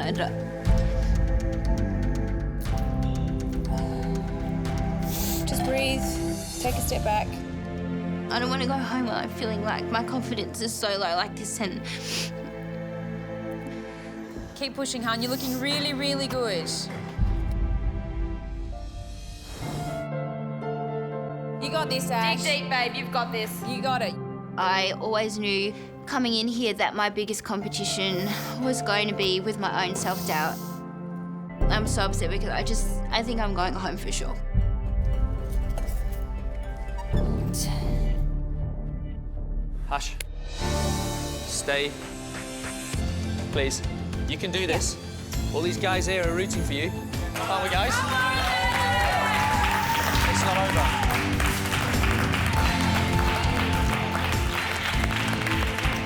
Look, it's a pressure test, you know, but I need you to enjoy this. Yeah. Okay? This is not over until the food's up. Yeah. So, Ashley, you can do this. Yeah. Please. Come on, you can do this. You can do it. Ash. Yeah. Marcus is supporting me. What he's saying makes perfect sense. I'm going to pick myself back up. I'm going to finish out this cook and hopefully get something up. Come on, Ash. Reach down and find the Ashley from the last pressure test. And that's what you're going to do in this next hour, okay? That's it, Billy. That's the way. That's the way. It's steamy in the kitchen, but this last half an hour is whether you decide whether you stay or whether you go. 30 minutes left. Keep breathing, hustle. Come on, Anna. You're missing a recipe page. I think you can never really understand the pressure of a pressure test until you're actually in it. I've been in eliminations, but I've done well in both of them and I've been saved first round. And I've never actually been in an environment that is so high pressure with the threat of going home. Oh, no, I'm not. Never mind. Anna, you've seen pressure tests, you know what it's like. Last half hour, this is where they're won and lost. Absolutely. I'm going to put my meat on now, so I've got plenty of time to rest it. Yep. I've got everything else underway. I've just multitasking like a demon and trying to get everything done. Where's your sauce? I'm just waiting for that to come out so I can get the braising liquor. Okay, have you started to caramelise off your meat yet? I'm just doing that now. And a little minute just for a wipe down would be lovely, wouldn't it, Marcus? Yes, I am. Good work, Anna. Stay clean now. You know, I've never worked on such a huge bench before in the MasterChef kitchen. I'm just feeling quite overwhelmed. Go, Anna. That's it. Keep going. Now I've got to really push. My veal ribs are finished in the pressure cooker, so I put them aside for a few minutes. Then I grabbed the reserved braising stock and strain that into my roasting pan to reduce down to a glaze for the ribs. And I've got my loin out of the brine. I put it into the pan to get that sealed off until it's nice and caramelised. Right, Billy. Good caramelisation, Billy. Once it's brown, I put it into the oven. I need to cook it to medium rare. Lovely. And then I put the kidney into the pan, fry that off, and then I'll get that into the oven too. How are we doing, Billy? Are you doing good? You happy? You pleased? Are you in the zone? Yeah, I'm in the zone. This is looking good. Okay. Well done, well done. Good job, Billy. Go on, Billy. Come on, guys. Doing amazing. Let's go. Come on, babe. Let's go. 20 minutes. I'm really stressed. I'm running out of time and I've got a lot to do still, so... Well, not that much to do, but just things that take time. I'm feeling slightly better because it's nearly over. I'm achieving things now. I'm ticking things off the list. Oh, beautiful, Ash. I'm starting to feel a little bit better. That's it. Good girl. Good girl. Come on, Ash. Hustle, hustle. My veal ribs are looking pretty good. I coat them in the sticky glaze. I know I've got quite a few steps ahead of me still, but I'm feeling a little bit more in control now. Good work, Ash. I really thought that Ashley had given up, but it's like she's a new person. She's so focused and she's making up for lost time. Catching up. Just catching up. Being behind doesn't mean anything. Ow, hot. Tastes nice though. Anna, do you need to get your meat out of that pot? The braised meat? Does that need to come out of the pressure cooker pot? I've got it here, Ames. Does it need to come out though? Yeah, hang on a sec. Anna's ribs are braised, but she still hasn't taken them out of the pressure cooker and glazed them. The charred, sticky taste of that glaze is so crucial to this dish. I just really hope Anna gets to it soon, because if she doesn't, she could be in a lot of trouble. If you want to keep your MasterChef dream alive, you have to get this dish on a plate. 15 minutes to go. Come on. Go, Ashy. Beautiful, Billy. Coming down to crunch time, Anna, you really got to push it now. 15 minutes to go, and I still need to get my braised ribs, the fat, the loin, the kidney, and the nectarines ready to plate. I don't know if I've left myself enough time to cook this kidney really, really well. The recipe has quite a few different steps to cooking it, but I just don't have the time. I just need to get it into the pan and sear it up as quickly as possible. And I still need to rest it. Oh, Anna. I'm really worried for Anna because it seems like Anna's cooking the kidney just in the pan, whereas the other girls have cooked it on the pan, but also into the oven. I think she's not following the recipe, so there's a risk that she might undercook it.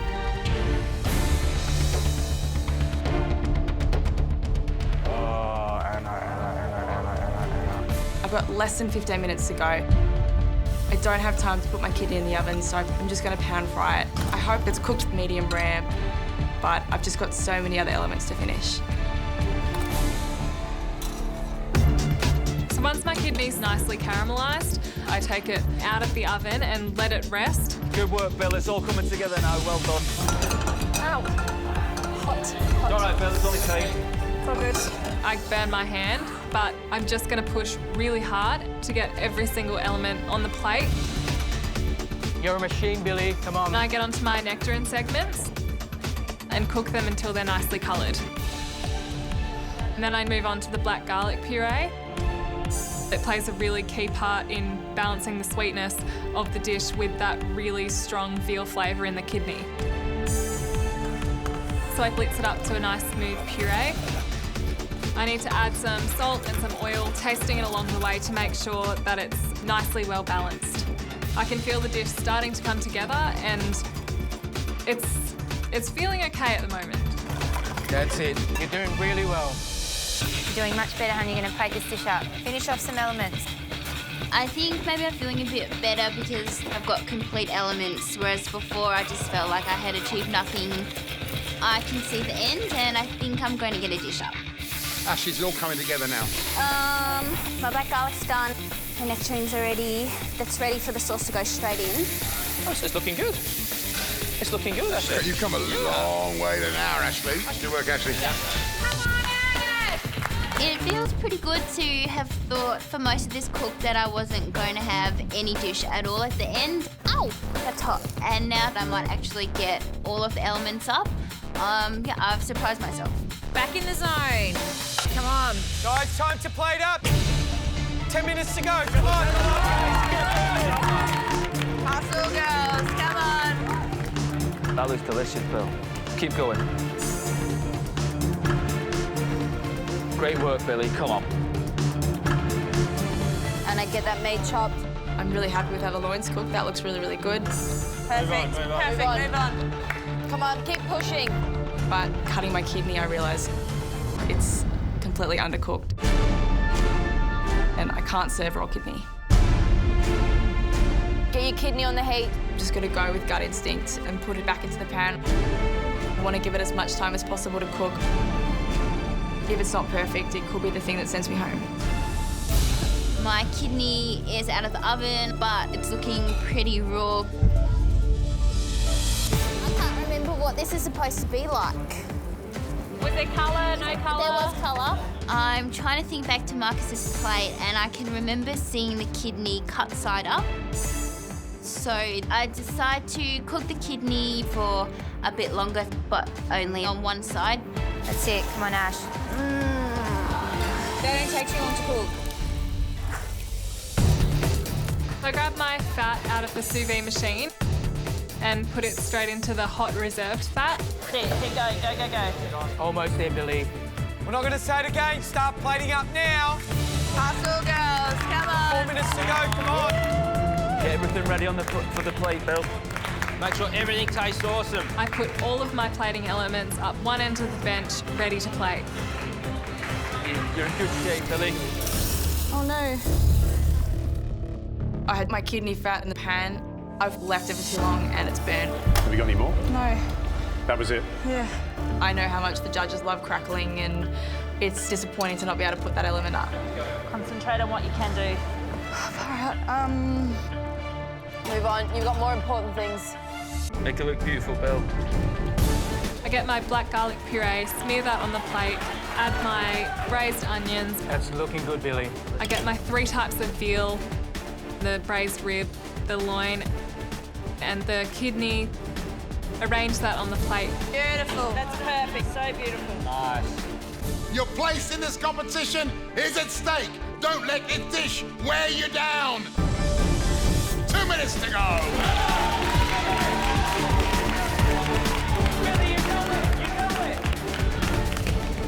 Come on, keep pushing.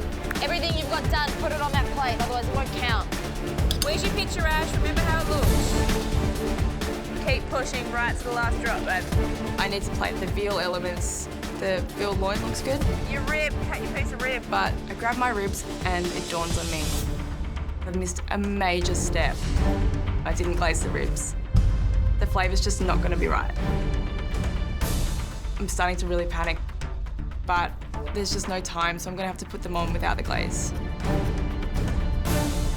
Beautiful. That's beautiful, Billy. That's amazing. This is the final hurdle. 1 minute to go. Come on, push, push, Come on. My kidney still looks really raw. All that little hope I had before has just disappeared. I'm really, really worried that my kidney is under. But I'm worried about a lot of elements on this plate. That's it, Billy. Come on. Oh, the onions. I know I've taken these onions too far. So the onions pretty much are a disaster. I'm going to put them on anyway. 30 seconds! Let's go, come on, quick hands, Anna, let's go. Move. Smoked garlic, loin, braised. Nice, great work. Come on, Anna! The nectarines aren't charred. I haven't left myself time to do that properly, but I just get them into a pan. 10 seconds. Let's go. 9, 8, 7, 6, 5, 4, 3, 2, 1. That's it. Time's up. Oh my goodness. Well done.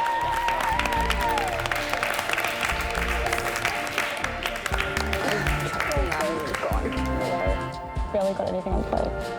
This pressure test is the toughest cook I've had.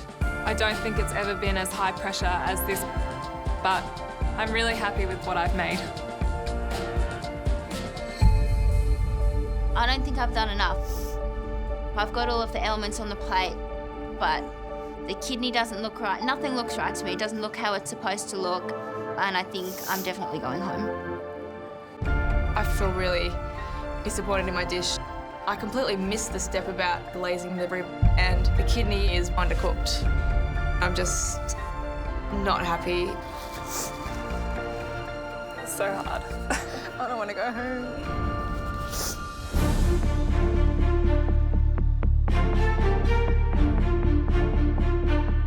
Marcus, that's one of the hardest pressure tests we've ever had in the kitchen. So many little elements, and I think that pushed them right to the limit. All three of them incredibly courageous and went through some serious turmoil through that test. Shall we get the first plate in? Yeah. I'm really proud of what I've put on the plate today. There are a few things that I haven't worked with before or haven't done before. It's, yeah, a really proud moment of mine.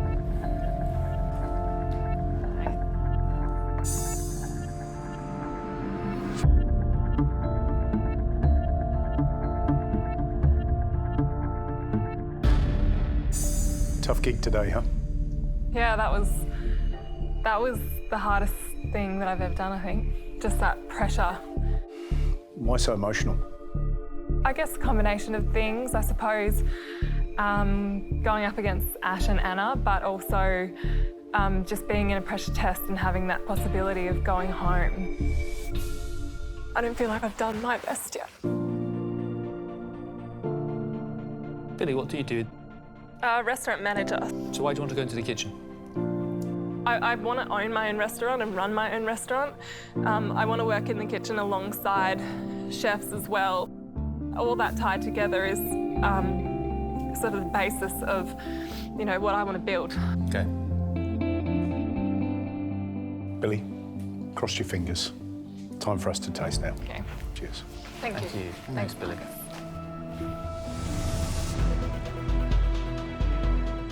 Well, That is a fantastic looking plate of food. She has done a brilliant job, has Billy. The whiteness of the onion compote against the black garlic is great.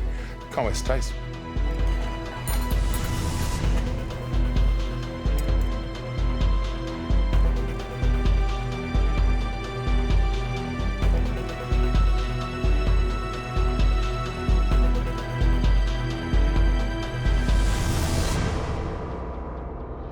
Knockout.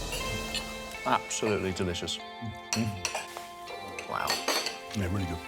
There's a lovely, delicate hand with this.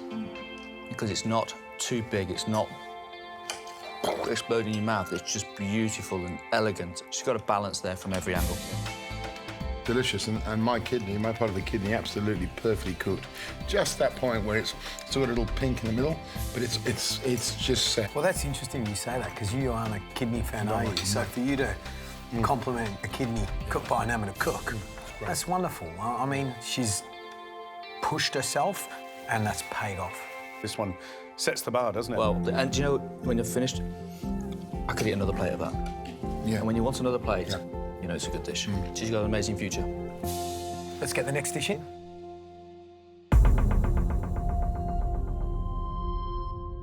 Walking my dish up to the judges, I'm pretty proud of how I've butchered the meat and how I've cooked the veal loin, but I've missed a vital step to do with the veal rib, which is to glaze it.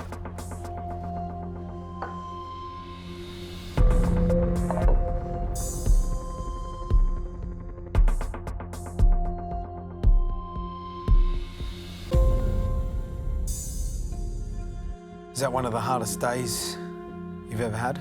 Ever, in my whole life. What's wrong with the dish? I just ran out of time in the end and sort of threw the elements on and didn't have time to sort of really correct everything. Looking back at your resume, it's pretty amazing, you know. How many degrees? 4.5. 4.5? I mean, gosh, I haven't even done one. I mean, it's just a plate of food. Yeah, I know. Why has it brought so much emotion out? Part of the reason I have so many degrees is because I've never been really happy in anything that I've decided to do. I've sort of pursued careers that I think that I should be doing or whatnot, but it just keeps coming back to food. It's the only thing that Is this makes what you me want to happy. do now? Yeah, 100%. 100%. Our time to taste now. It's over to us. Thanks, guys. Thank you. There's some obvious issues. I mean, straight up, the chulls are quite oversized. Got the elements on the plate, and the I think the only thing that's missing is the fat. Yeah. That kidney looks undercooked, is it? Can you see? Yes. Oh, yeah. It's raw.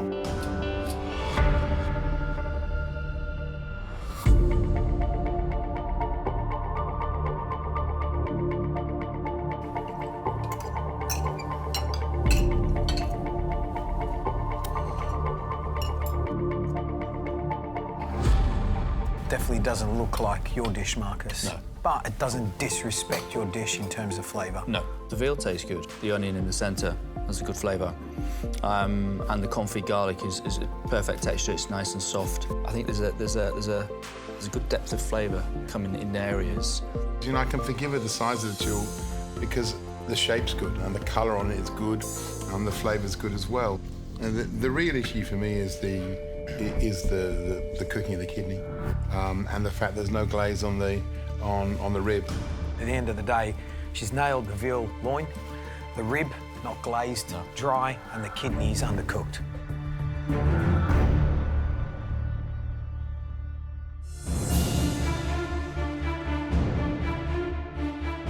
I am feeling surprised that I have managed to actually get these elements out. There was one point I thought I was not going to have anything on the plate. I just hope it's enough.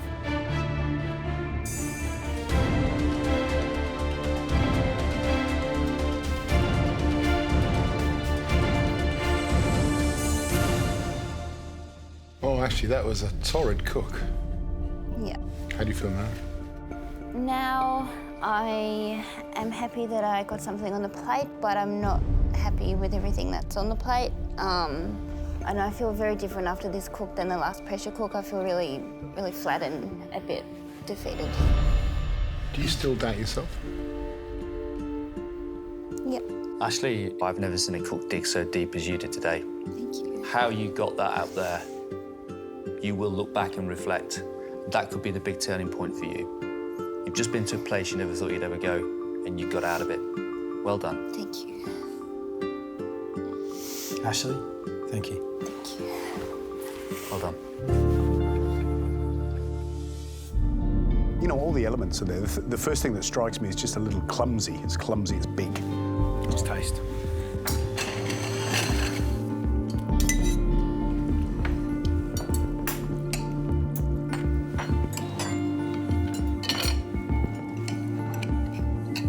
I think what's happened is that Ashley's run out of time and she's put the kidney into the pan really hot on one side and hasn't cooked the other. And so what I've got is a raw kidney, which is pretty unpleasant.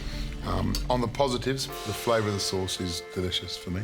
Yeah, it's incredible that she's actually got this plate of food up.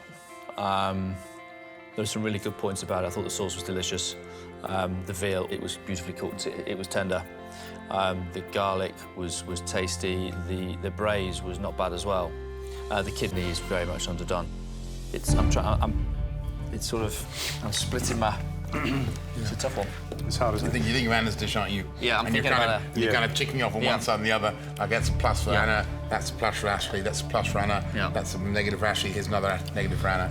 But there's something that I'm thinking about between Anna's and hers. This one seems a little darker, maybe not as... I don't know whether she's pushed the trimmings a little bit too far, maybe in the braise. Well, the onions in this dish were taken further. They're a lot more... They're more like caramelised onions. The big problem for me is that kidney. It just puts me right off. On the flip side, I like the lightness of the sauce and I love the cooking of the veal. Some of those elements are really strong. Are they strong enough to beat Anna? Are they strong enough to keep her in the competition? That's another discussion.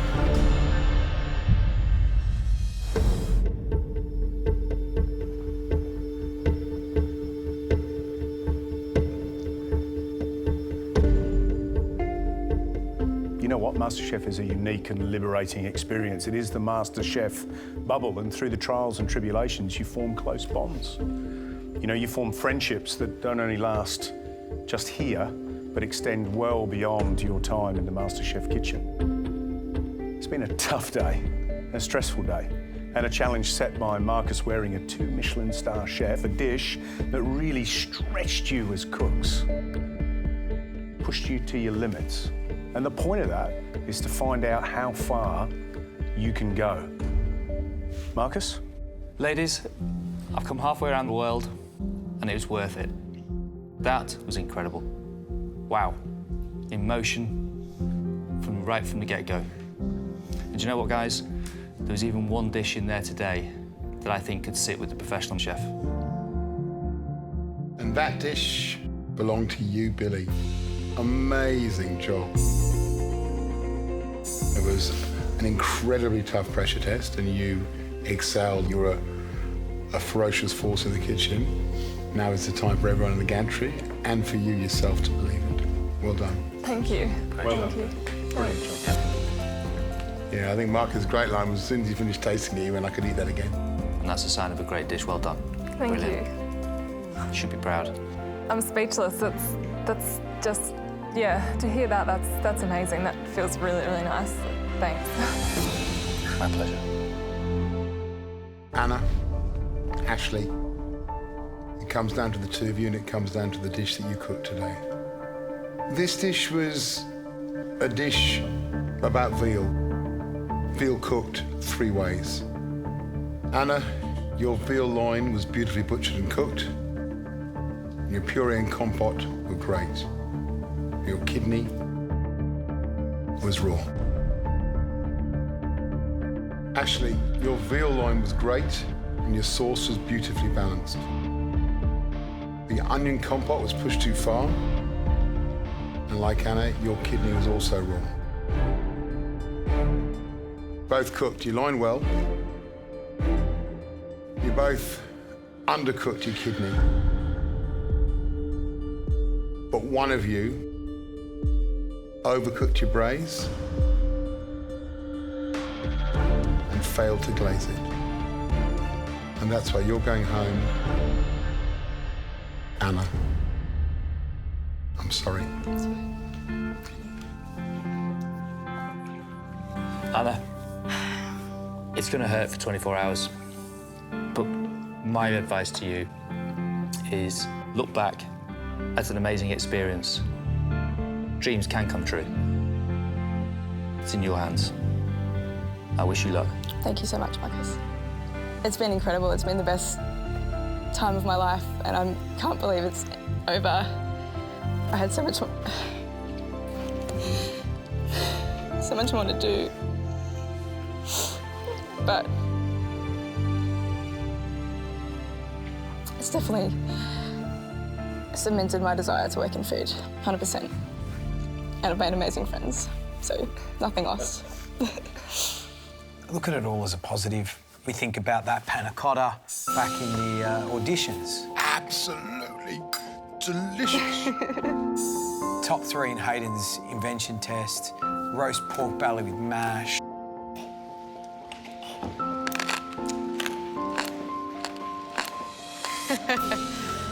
Hallelujah. So, a lot of positives, and you should be so proud. Now, go out there and make it happen. Thank you so much, Anna.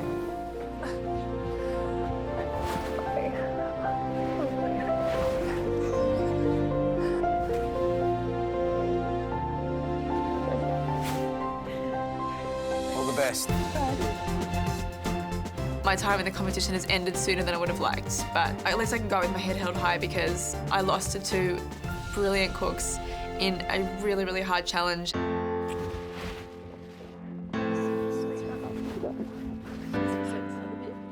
You'll kill it, okay? Yeah. I'll say so. Bye, everyone. This whole MasterChef experience has just taught me that I just love food. I want to be involved in it more. I want to be cooking it. MasterChef, it's just been the best experience of my life.